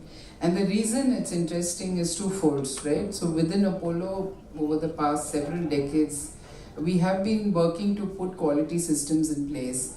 And though we have developed systems, most of our hospitals are either JCI or NABH accredited, we find that there are some blind spots, areas that are not looked at. And in this session that we are dealing with, we are actually addressing the blind spots. One of the things that I was thinking yesterday was when I was listening to the plenary speakers today morning, actually is that diagnostic errors is something we don't spend enough time thinking about. See, diagnostic error, as all of you will understand, diagnosis is where the whole process starts. And given the state of medicine today, there is an increasing reliance on diagnostic tools, right? Compared to about 3 decades ago when you used to make a clinical diagnosis. I can still remember the times when we used to make a diagnosis looking at the patient, listening to him, examining him and then start medication. I think that day is fortunately well in the past, right? So today you will not get a prescription unless you've had at least a blood test. Perhaps not if you've had a CT or an X-ray or something. So our reliance on diagnostic modalities is increased. And therefore it's very important that we look very, very carefully at diagnostic errors, because if that piece is not set right, that's the very foundation of the treatment plan that we make. And so this is an area that we need to look at very carefully and very comprehensively. The other challenge with diagnostic errors, and I just want to highlight this, is that much of the stuff is often out of the hospital, right? So we send it out to somebody, teleradiology, we send our samples to some central lab, and then we wait for the results to come back. I'm not quite sure all of what Dr. Anna covers in her talk, but I can assure you that if in your organization you're not looking at diagnostic errors, you're actually doing a grave misservice to your patients, and I would recommend that you spend a lot of time looking at that. So that's the first speaker. The other thing which has now become a part of life for us is medical devices, right?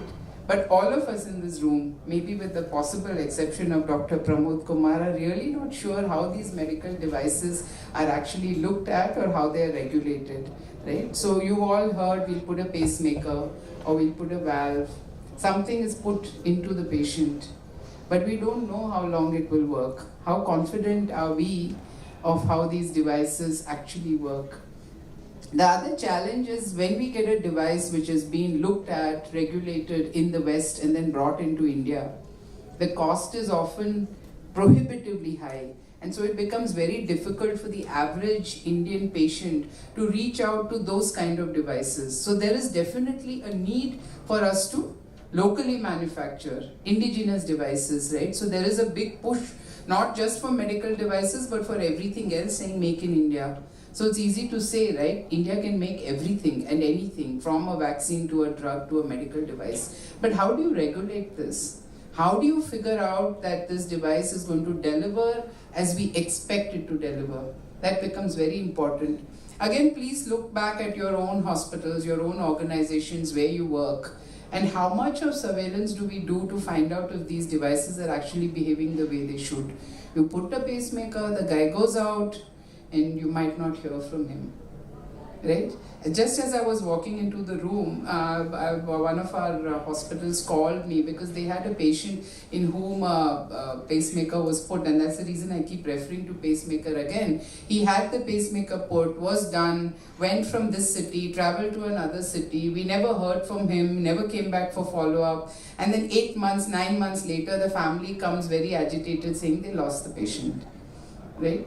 So these are instances that all of us are familiar with, and therefore it's very important to see how do we look at medical devices, how do we know how safe they are, and how do we know that they will deliver up to our expectations, which is what I think Dr. Pramod will touch upon. But if we haven't looked at it, again, it's a big area for us to look at.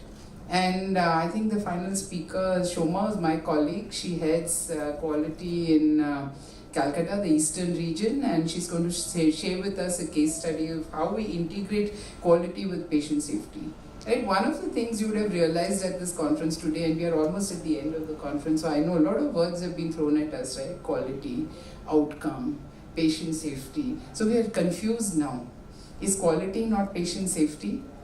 Right? Is patient safety not quality? So it doesn't matter really. So when we are looking at it, and I think the best way to look at it is what the conference started with, is let's do no harm, above all do no harm. So the exact terminology doesn't matter, but is your patient getting the best possible care, and are we preventing any harm from reaching him? And that's what it's all about, right? So we are very fortunate to have a very diverse panel. So I request the first speaker, Dr. Anna George, who's the head of quality at Aster DM Healthcare, to come and present her talk on reducing diagnostic errors, the challenges and strategies for improved accuracy.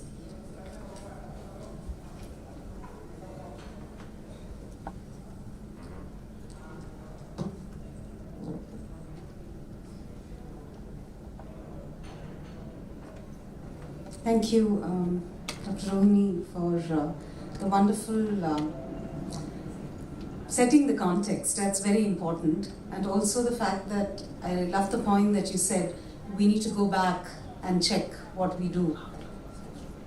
Thank you. Where we do. It's very important to start from home. Whatever change that we wish to see has to begin from ourselves. And it's very good to hear things. A lot of learned people you must have already heard. I don't think we say anything different from what you experience on a daily basis in your hospitals. And very truly said that if you want to see that change that you wish to see in this world, you need to go back and evaluate our own systems in our own hospitals.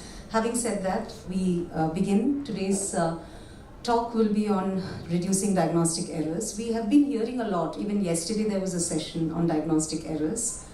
I thought, first of all, when we talk about anything, we need to first acknowledge there is a problem, or is there a problem. So there's a lot of statistics out there, a lot of publications out there, which actually talk about the burden of diagnostic errors and medical errors in general, of which diagnostic errors plays a very important part of it. It appears to be that only a minority of deaths in the hospitals are linked to diagnostic errors. But even a single patient death that might have been prevented with a better diagnostic process isn't that too many. I love that quote because our whole intent when we say patient safety, when we say quality, is how we can even save that one patient from getting harm or getting an experience that is not as pleasant as it should be. So what's the problem? So again here we talk about evidence-based facts. Diagnostic error, there is a definition that is given by the National Academy of Medicine in 2015, which says failure to A, establish an accurate and timely explanation of the patient's health problem, or communicate that explanation to the patient. Please look at the second part of it. It's not just about making a wrong diagnosis, it's also about how you fail to communicate, and this is where patient engagement is so important when it comes to diagnosis. A diagnostic error occurs when a patient's diagnosis is missed altogether. This is another definition. Or inappropriately delayed. Delayed, not that it is not made, but delayed. Or wrong, as judged by the eventual appreciation of definitive information. So here you have a misdiagnosis, you have a wrong diagnosis, or you have delayed diagnosis, or lack of diagnosis. So all these things constitute diagnostic errors. There is an increasingly recognized threat to public health, to the population at large, which estimates that 5% of adults being affected in the outpatient environment are subject to diagnostic errors, and 6 to 17% of those result in adverse events. Diagnostic error has also been shown to be responsible for, well, now we all practice defensive medicine, and litigation is the only word that scares us. It's something that helps us a lot in accreditation process, in documentation, for implementing a lot of best practices, because that seems to be something that all hospitals need to worry about. And our patients, our community is so well informed about the opportunity to file a case that they will not hesitate to do it at the slightest issues. The WHO recently prioritized patient safety areas in primary care and included diagnostic errors as a high priority problem. So you have everybody looking at it. In addition, a recent report from the Institute of Medicine in the USA, Improving Diagnosis in Healthcare, concluded that most people will likely experience a diagnostic error in their lifetime. That means all of us sitting here, you, me, everyone. We have the chance of facing at least one diagnostic error in our lifetime. So is the problem serious? As you can see on the slide, these are the statistics which have been published as to the impact of diagnostic errors. There is this study in this Birmingham and Women's Hospital which has shown that in an analysis from the electronic health records, 29 hospitals across the country, that's the range, and 2,428 patients, this was more of the patients in the ICU, they have experienced a diagnostic error. It's out of about 23%, that means 550 patients. Now that's not a small number, that's a huge number, 23%, and this could be extrapolated to all our populations in all our hospitals. Another study estimated that 5% of US adults who seek outpatient care experience a diagnostic error. Postmortem examination research that spans several decades has consistently shown that diagnostic errors contribute to about 10% of patient deaths. We are not talking about just harm or adverse events alone, we're talking about patient deaths. The Harvard Medical Practice Study, which reviewed medical records, found diagnostic errors in 17% of the adverse events that occurred in hospitalized patients. A study in Netherlands found that diagnostic errors comprise 6.4% of hospital adverse events, and an analysis of malpractice claims, the litigations that we talk about. There is a high amount of patient misdiagnosis or diagnostic errors. What's missing in this slide? Any study published in India? So we're always very keen to get data from the West. What does it say? We're still scared about reporting errors, right? We continue with that legacy. We're scared of publishing things. We don't know what is the burden of diagnostic errors in our country. So these are the things we need to go back and look into. So these are a few definitions, again, to understand what do you mean by diagnosis. You have misdiagnosis, delayed. We spoke about these things, so I will go on to the next slide. And these are some of the high-risk areas diagnosed for, which have been determined for diagnostic errors. Infections. We all know infection, well, it's a big Pandora's box when we say infection. There are a lot of things. Oh, I'm already out of time, great. Cardiovascular disease, cancer, pediatrics, all these things are the ones that are mostly at high risk. These are some models, again, which explain to us the relationship between diagnostic errors, missed opportunities, and patient harm. And the topic actually talks about challenges and strategies. One of the greatest challenge, we all know, is the underreporting. Second thing being, we don't have a yardstick. Or how do we measure? Just like yesterday, we had a good discussion on this by another panel. The same thing. What indicator do we use? Or who decides this is a diagnostic error? Because it is so much of clinical judgment. It is so much of measuring the clinician's knowledge, and clinical skills. So that's always a challenge. Also the fact that communication, I think every other session spoke about communication issues. Even the previous session, communication is a big issue.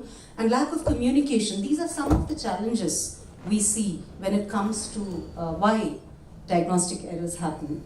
Limited access to specialized expertise. So every hospital may not be an Apollo or an Aster or a Fortis. We are talking about a big country like India where accessible healthcare, affordable healthcare, and all this raises big questions when it comes to, let's say, public health, the primary healthcare systems that we have. We may not have very high level equipments, diagnostic or otherwise, to make sure that we reach the right diagnosis. Insufficient training and education, patient-related factors, they may not have revealed the entire history, they may not have given all the details, all these comes. Over-reliance on technology, failure to follow up, these are all some of the challenges. Coming to the strategies, well, every challenge, we have an opportunity for improvement.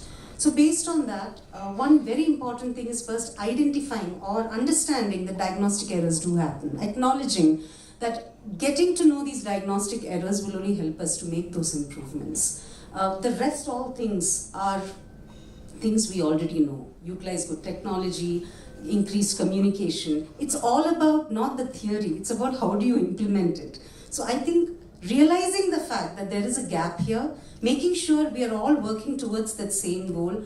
Again, getting out statistics or getting people to report. Sometimes I think self-reporting helps more in this particular case, is something that might help us all to come together and acknowledge that there is a common problem and how we need to sort this out. A lot of our quality assurance program, a lot of our patient feedback, empowering the patients to come back and talk to us, patient engagement, definitely all these things also help in ensuring diagnostic errors are captured and we can prevent those in the future. So these are some of the common goals, and as we always say, we need to go back and look at what we can do, how we can do it. Peer reviews, medical audits, these are all very important things. Whenever there has been, I'm sure we all have faced litigations, hospitals do face litigation. Instead of just trying to solve that case, there has to be an academic team looking into the peer review, looking at what went wrong. Can we prevent this from happening again? So those are some of the steps we need to learn from our mistakes, and the learning that we have today are from the mistakes of so many generations in the past. So we need to acknowledge that and accept that. So those are some of the reference, and thank you all. You can take questions if you want.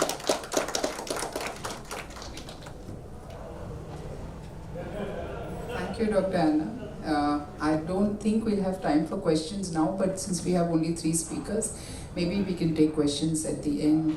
So I just want to say that all of you who saw that presentation would probably have realized that no matter what we do in quality, it requires a special band of courage to go and have a discussion with a clinician about a wrong diagnosis. So for those of you who've done it, thumbs up. Those who have not done it, I'm sure it's happening in your hospital, so please go back and do it. I think you will find that there's a big improvement going forward, right? So the second speaker is Dr. Pramod Kumar Adusumilli, who's the Associate Professor in MS Ramaya University of Applied Sciences, and he's going to talk to us about medical device safety surveillance systems in India, the Material Vigilance Program of India. Right. Thank you, Dr. Thank you.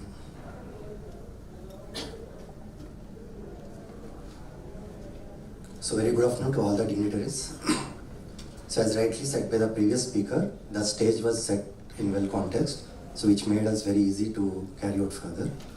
So before I start with my presentation, I would like to ask how many of you have seen any adverse event with the medical devices among here? So hardly few hands I can see. So my presentation for the next few minutes will be on the medical device safety surveillance systems in India, current practices by the Material Vigilance Program of India and the future directions. So this is my disclaimer. So need for the material vigilance. So many a times people ask, like healthcare professionals, what is the need for monitoring the safety of these medical devices? So these are the glimpses of few reports which are available in the public domain. So you can see during the COVID situation also we have seen many infrared thermometers and oximeters. There is so many misreadings that has happened, which made so much chaos in the diagnosis world. And also this one good example you can see. So one attender who is working at that hospital carrying an oxygen cylinder, he was sucked into that MRI machine. And finally the person died because of that incident. So all this can happen once we don't know how to handle the medical devices properly. Not only limited to that, why I am taking this topic today is because we are making it for the patient safety. So you can see this report, fire in incubator, 5 infants shot to death in Punjab. This has happened in the year 2009. But the same incident is happening in our country after a decade also. Like in 2019 also you can see reports from Amravati and few other states. So what are we learning from these things? Even though it is getting published, all are getting aware. With so much technology in place, what is the foolproof risk management strategies that we are adopting in our hospitals? So many such incidents you can find out from the social media. So for that purpose, Indian Pharmacopoeia Commission, which works for the Government of Health and Family Welfare, has established 2 programs that is called Pharmacovigilance Program of India and Material Vigilance Program of India. So this Pharmacovigilance Program of India works towards safety monitoring of the pharmaceuticals, whereas the Material Vigilance Program of India looks for the safety of the medical devices in our country. So they have 4 key stakeholders. One is IPSC itself in identifying the centers, whereas we have second one, Sri Chitra Tirunal Institute of Medical Sciences from Trivandrum. They helps in doing the research analysis. We have NHSRC from New Delhi. They help in developing the SOPs. And also we have the regulator CDSU. They will give the recommendations to all the manufacturers. So these are the notified bodies for the medical devices which are recognized by the Indian regulator CDSU. So all these 13 notified bodies helps the regulator in understanding the audit purposes, better manufacturing, distribution and sales of medical devices in our country. So you can see there are some medical device adverse event monitoring centers. So this program has started in the year 2015, but the guidelines has come in the year 2018. From then, the centers were recruited from the Material Vigilance Program of India. So over the year, currently up to 2023 December, we have 387 centers, out of which 50% of the centers were in the states of Kerala, Tamil Nadu and Karnataka. The probable reason is, one of the things is, the key stakeholder, the Sri Chitra Tirunal Institute, is present in the Kerala, which is more involved in sensitizing all the hospitals around the districts and state. And also if you see the medical colleges that are present in India, 25% are coming from these 3 states. That might be the possible reason for more enrollment of the hospitals from these 3 states. If you see the trends of reporting these adverse events, so with the increase in the number of medical device monitoring centers, the reporting has also been increased. So last year, if you can see, around 10,000 adverse events has been reported to the Indian Pharmacopoeia Commission. Initially, when the program was started, the more reporting is coming from the manufacturers. Once the medical device centers has been enrolled, the more number of reports are coming from the hospitals, especially from the tertiary care teaching hospitals. And if you also see the trend of device reporting, more number of reports has been reported with the cardiac stents, followed by the disposable syringes and ventilators. So you can see how the reports were serious and non-serious categorization. Many of the reports were also serious reports. So in order to have this surveillance system, Indian Pharmacopoeia Commission has come up with these 2 forms. These are called ADR reporting forms. So one form is for the consumers, which will be having very limited information to be captured. And another form for the healthcare professionals needs more information has to be captured. Apart from it, they also have the toll-free number. So throughout the month, any point of the time they can call. If it is not working day, even in the holiday, the number will be captured. On the next working day, the team will call to the concerned persons. In order to bring the awareness to the consumers, So some posters has been developed and printed. It was circulated to all the PHCs and nearby clinics. Not only limited to that, so whenever possible, like such good conferences are happening, the team has taken so many webinars, seminars and conferences in training the healthcare professionals as well, and also to the manufacturers and even to the regulators. So knowledge dissemination by the IBPI is from 3 different modes, which is very important to understand, because many of you are healthcare professionals. You can visit to the IPC website. There you can see the safety alerts will be circulated. So wherein you can understand in our country, with the use of some particular device, what are the adverse events that can happen. So those are the safety alerts. And also IPC directly recommends some suggestions to the regulator, CDSCO. Once CDSCO accept that, based on the panel discussion of the experts, they will give the information to the manufacturers to change the labels of that particular medical device. And also the IPC do some publications which will be helpful for all the healthcare professionals. So initiatives taken by the Meteorology Program of India are these 3 main. One is that they have made MOU with the NABH, requesting or mandating all the clinical institutions to report the incident on regular basis. So this is a part of NABH now. And also the Health Secretary of the Government of India has issued an order for implementing MLPA program in government clinical institutions. And also the Directorate General of Health Sciences issued an order for implementing this program through national programs like National Program on Family Control. So many of the teaching hospitals now coming up with the device registries, which is a multifaceted thing, wherein different disease characterization and the adverse events has been completely captured by doing the follow-up. This one will fall under the active surveillance. Previous all things we can categorize under the passive surveillance. And also MEPI is providing some internships for the students who are into the healthcare profession. So wherein they can conduct some clinical studies. The reports will be evaluated by the physicians or the coordinators who are heading that hospital, and finally it will be submitted to the IPC. So the emerging technologies that has to be adopted or which is planned by the IPC is to integrate the web-based reporting tool. If you see the current method, it is only through the ADR reporting forms, but they wanted to develop the web tool. And also they wanted to come up with speech to text, which will be majorly used for the rural persons. If the consumer directly wants to report some incident, once they speak, based on the NLP, it get captured. And also they are working on the image to text based on the optical characterization recognition from picture to text. Once they scan that any label, what they have used the medical device, then it can be directly sent to the IPC for capturing the information.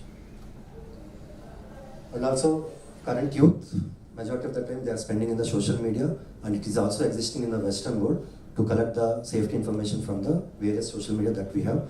Because many a times if you see, they put hashtag in the LinkedIn and they say that by the use of this medical device, so many incidents are happening in the hospital. So through that also you can take the information, and various learning tools by using the predictive tools from the advanced technology, and by using the chatbots and assistive tools in the hospitals. And the current emerging technology which is not in place in our country is about the blockchain and real-time data capture. So IPC currently is working with some team of experts from the IT profession to bring this in place for the Indian population. So what will be the benefit of adopting these technologies to PMS? All of you are aware, just to highlight again. So early detection of the safety concerns can happen. So once that early detection is happened, we can safeguard our population. Improved risk of the assessment by conducting various causality assessments also. Personalized safety monitoring, and also by enhanced transparency. All this can be the beneficial of adopting these technologies. And what are the challenges and future directions? As said, many of the healthcare professionals are not aware about these systems that are in place in our country, first of all. So data privacy and security is also there. They think that once I report some information, whether there will be any security reasons or not. Integration and interoperability discussions. Regulatory frameworks has to be still adopted in all the country, state regulators. Lack of knowledge and awareness about all the healthcare professionals. Even though you are seeing the reports, you don't know where to report it. And also about the uncertainty regarding the causality relationship between the drug or medical device and the adverse events that are happening. Once you suspect, you have all the rights to submit the report, even if it is not a confirmed. And what will be the benefits of our program? The main thing is generation of the medical device safety data based on the Indian population. Previous speaker has rightly said that not much information is available from our population. So that can be overcome by adopting to these programs. Educational initiatives to healthcare professionals for improving the safe use of the medical devices, benefit risk ratio, and safety and effective use of the medical devices can happen because of this material which is available. With that, I thank.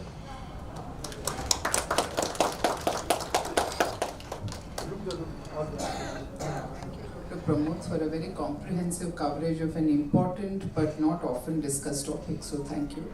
And now I request Shoma Das, who heads quality at Eastern Region, to present her case study on integrating quality with patient safety.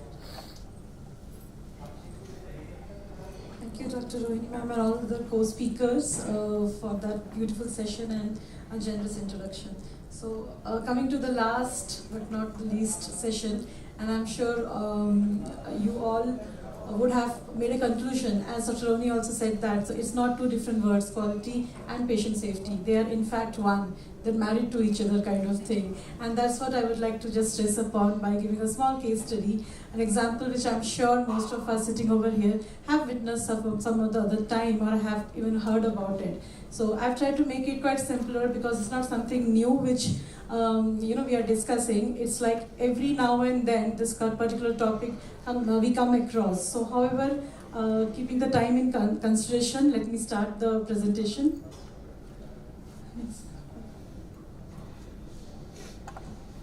So that's my topic, integration of quality with the patient safety at Apollo Hospital. So a small case study where we are familiar with the gentleman here, a 67-year-old James Bond. Let's imagine he comes with a diagnosis of a chest pain, and then he's admitted to a room number 420. And what happens next is a nightmare, where at 2 a.m. when he suddenly tries to get up and tries to go to the washroom, he has a fall and unfortunately breaks his neck. So a common study, a common case which many times we have heard, and I'm sure a few of my colleagues from quality and nursing and medical team, of course, have participated in doing a root cause analysis or understanding what happened to our James Bond. So this is what actually falls. It's once again how it says, oops, gravity strikes again. The falls are very, very serious, however unavoidable, and we come across many such situations. These falls have been decreasing over the last few decades, and it's a very good news. However, it still remains to be a significant problem in small, big, middle, and any kind of hospital, and for reasons well known. Agency for Healthcare Research and Quality, which is AHRQ, has also given some facts like 7 lakhs to 10 lakhs hospitalized patients fall every year, which results around close to 250,000 injuries and 11,000 deaths, which is a horrible figure actually to quote with. Approximately 2% of the hospitalized patients fall at least once during their stay. Again, a very scary statement, and these are some of the facts which are available with us. Approximately 1 in 4 falls results in injury, and around 10 resulting in serious injuries, which none of us intend to do. But patient falls are still, it remains one of the most adverse events reported in the hospitals. And some more statistics from CDC, it says that fall death rates in the US have increased 30%, a whooping number, 30% from 2007 to 2016. And if this continues, unfortunately, 7 falls death every year, we will reach to this figure by 2030. A real worrying statement. Now let's look into some of the reasons. Commonest reason which we come across, and various studies have shown, or various analyses have shown, like wet floors. I'm sure you are aware of these, that wet floors, no support or grab bar when the patients try to move. The culprit drugs like Lasix and all, restless patients who are not able to, who are supposed to not to move. Lack of supervision where the patients are left all by their own. Uneven flooring, loose or bulging carpeting, lack of room orientation as in where they can reach out for help, where is the call bell, where is the amenities kept, lack of proper lighting where in absence of a light, or proper lighting if they try to get up and then the fall happens, and most importantly lack of patient and family education, as they're not aware they should not be doing a certain thing. So these are the certain problems. So is there a solution? Is it avoidable? Can we come across, can we have certain processes, have certain quality systems in place which will ensure that the patients are safe and they don't lead to a fall? Yes, of course it is possible. We follow a very simple yet quite efficient method which is called PITS. It's one of the formula which we can say, and the entire thing revolves around the patient care. As a patient is the most important thing, and these all quality systems, having them in place will definitely ensure that our patients are safe and it doesn't lead to a fall. So it all starts with the proper planning, having proper policies, strategies, SOPs, and manuals in place. As our speakers also stressed on having NABS, JCI, and various other accreditations which ensures that the standards are followed, and of course having a lot of mechanism like internal audits, a lot of supervision by various team members. So it all depends on how a good planning of the entire system will eventually lead to a better patient safe environment, and thereby improving the overall quality, which comes as I in the PITS model, which focuses on standardization, having pathways in place, having various calls or various connects among the team, where it's a collaborative team approach who together work. It's not that one team only contributes. Everyone decides, sits, and they plan to improve on the entire existing pattern so that the patients don't fall in this particular example. And again, focusing on measurement, analysis, and validation.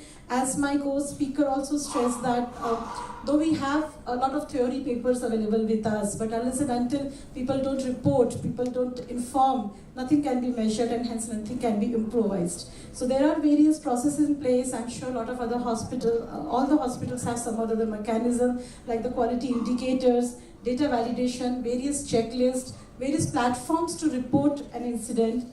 And based on that, it all depends on how we translate that into training, where the competency mapping of the staff is done.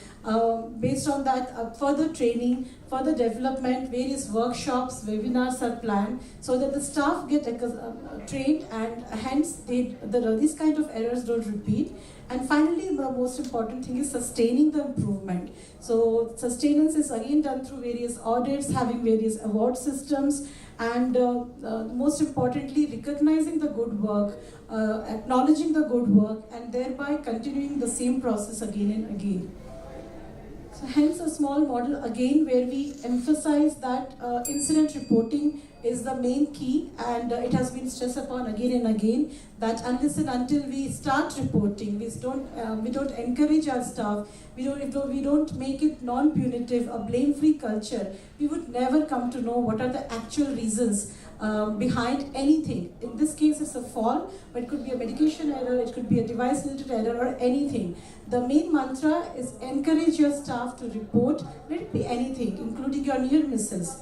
And hence we can have various platforms. It can be a digital, it can be just kind of message or a checklist where the staff is actually encouraged to report. Not only that, they are even acknowledged, and they are even thanked in various platforms for ensuring that a particular incident which has jeopardized the safety of not only a patient but a family member or an employer, even the hospital. So that needs to be there. A blame-free culture needs to be implemented, and overall the leadership involvement, where the leadership actually encourages an open door policy, and thereby promoting more and more reporting of such incidents, and see that there is a seamless communication which flows between various departments, and hence ensuring that patient safety is given the utmost importance. We can, with the help of again quality systems, we can use various methodologies once we have this data through the incident reporting or other mechanism to analyze through forms of flow chart, cause and effect diagram, control charts, various checklists, histogram, Pareto, scatter plot, and there are many more which has come. So it's just the way once you have a data in hand, you have the main, the tool, the main power in your hand to translate that into important information, and that's where quality comes into picture, and thereby ensuring that patient safety is in place. And hence, with all the data available, we could analyze for this particular example of fall, how can that be avoided or that can be at least prevented. So we have categorized various patients into different categories like vulnerable and non-vulnerable. So thereby, we know that vulnerable patients need extra care, extra effort because they cannot do the things on their own. Similarly, a better room orientation came out of the study, which means that we need to explain in various mechanisms, which could be a visual, which could be a brochure, or which could be even verbal, about the room amenities. What are the do's and don'ts a patient should do to avoid a fall, a proper fall risk assessment, always using a seat belt when they are mobilized. They should not be left alone. So this list goes. This is just an example. This is a huge list which we can actually derive, and that everything depends on how well we are encouraging our staff, our team members to report and to come up with various solutions through brainstorming. So these RCAs actually help us to get into the depth of the problem and thereby coming up with solution, not leading to blame somebody or punish somebody.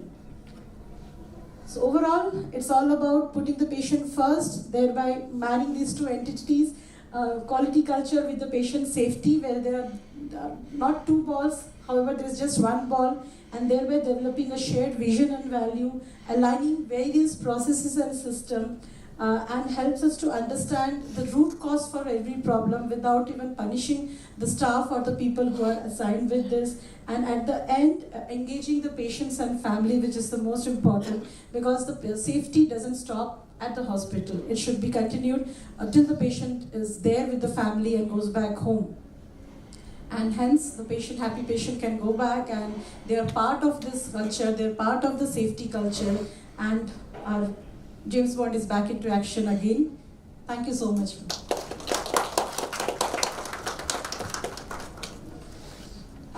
Thank you, Shoma, and I must congratulate you on breaking James Bond's nose. I can't remember ever that this has been done in history, so you have that advantage. I think we can take a few minutes for questions, if there are any, to any of the three panelists. Yeah, please. I think you have to come up here. This question is for Sir, Dr. Pramod, sir. Can you give us more insights on what kind of incidents to be reported to the Material Vigilance Program of India? Rather, give us some examples, because it is a relatively new topic. Yeah, it is not specific to any particular department. Throughout the hospital, there will be categorization of the medical devices. So it starts with simple surgical gloves. Many of the physicians reported allergic reactions with the latex gloves. So that also can be an incident. PPE kits, that can also be an incident. There is a particular other form for the PPE kits also. So it is not limited to one thing, like surgical sutures, breakdown of the needles, everything can be reported as an incident to the medical device. But categorization will be A, B, C, D. A and B will be like mild to moderate medical devices. C and D means very invasive. Those are having high risk. So all the invasive will fall under C and D high risk class. Thank you so much.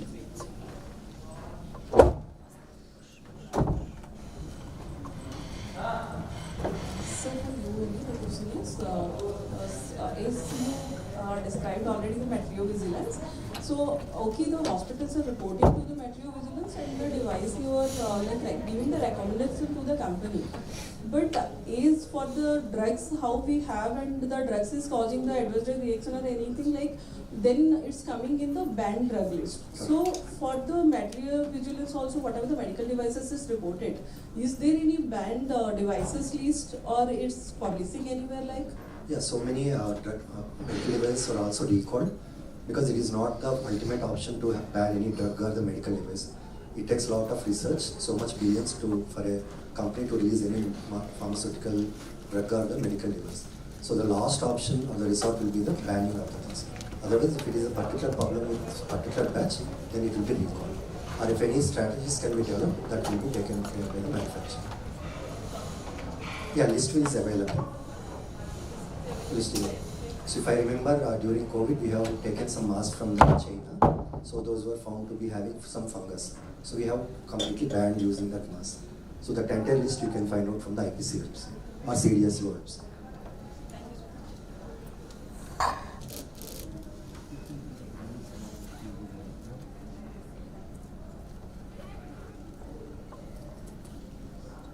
for your nice session on EEPs. As Madam has explained about the fall risk and knee stick injury, similarly we have a lot of things, activity so on. Similarly, we can have some policies so that this can be high sensitivity so that the patient safety of medical equipment will also be taken care. Yeah, so as it is evolving, 2015 only we have started, it is very infancy stage. So many experts are coming with so many strategies and all. So one by one the IPC is adopting. And it is not limited that only IPC has to do. So many well corporate hospitals are also in place who are coming with so many quality standards. So they can also adopt that and they can put their own action of plans.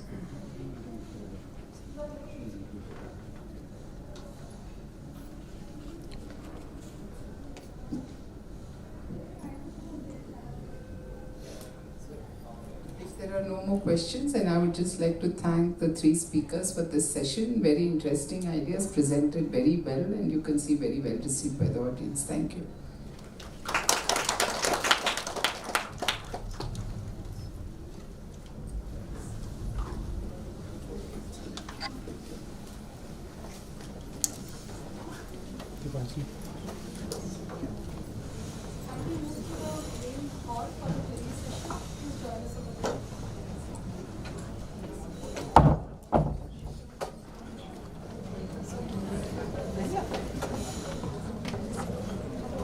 We request everyone to move to the main hall for the final sessions, please.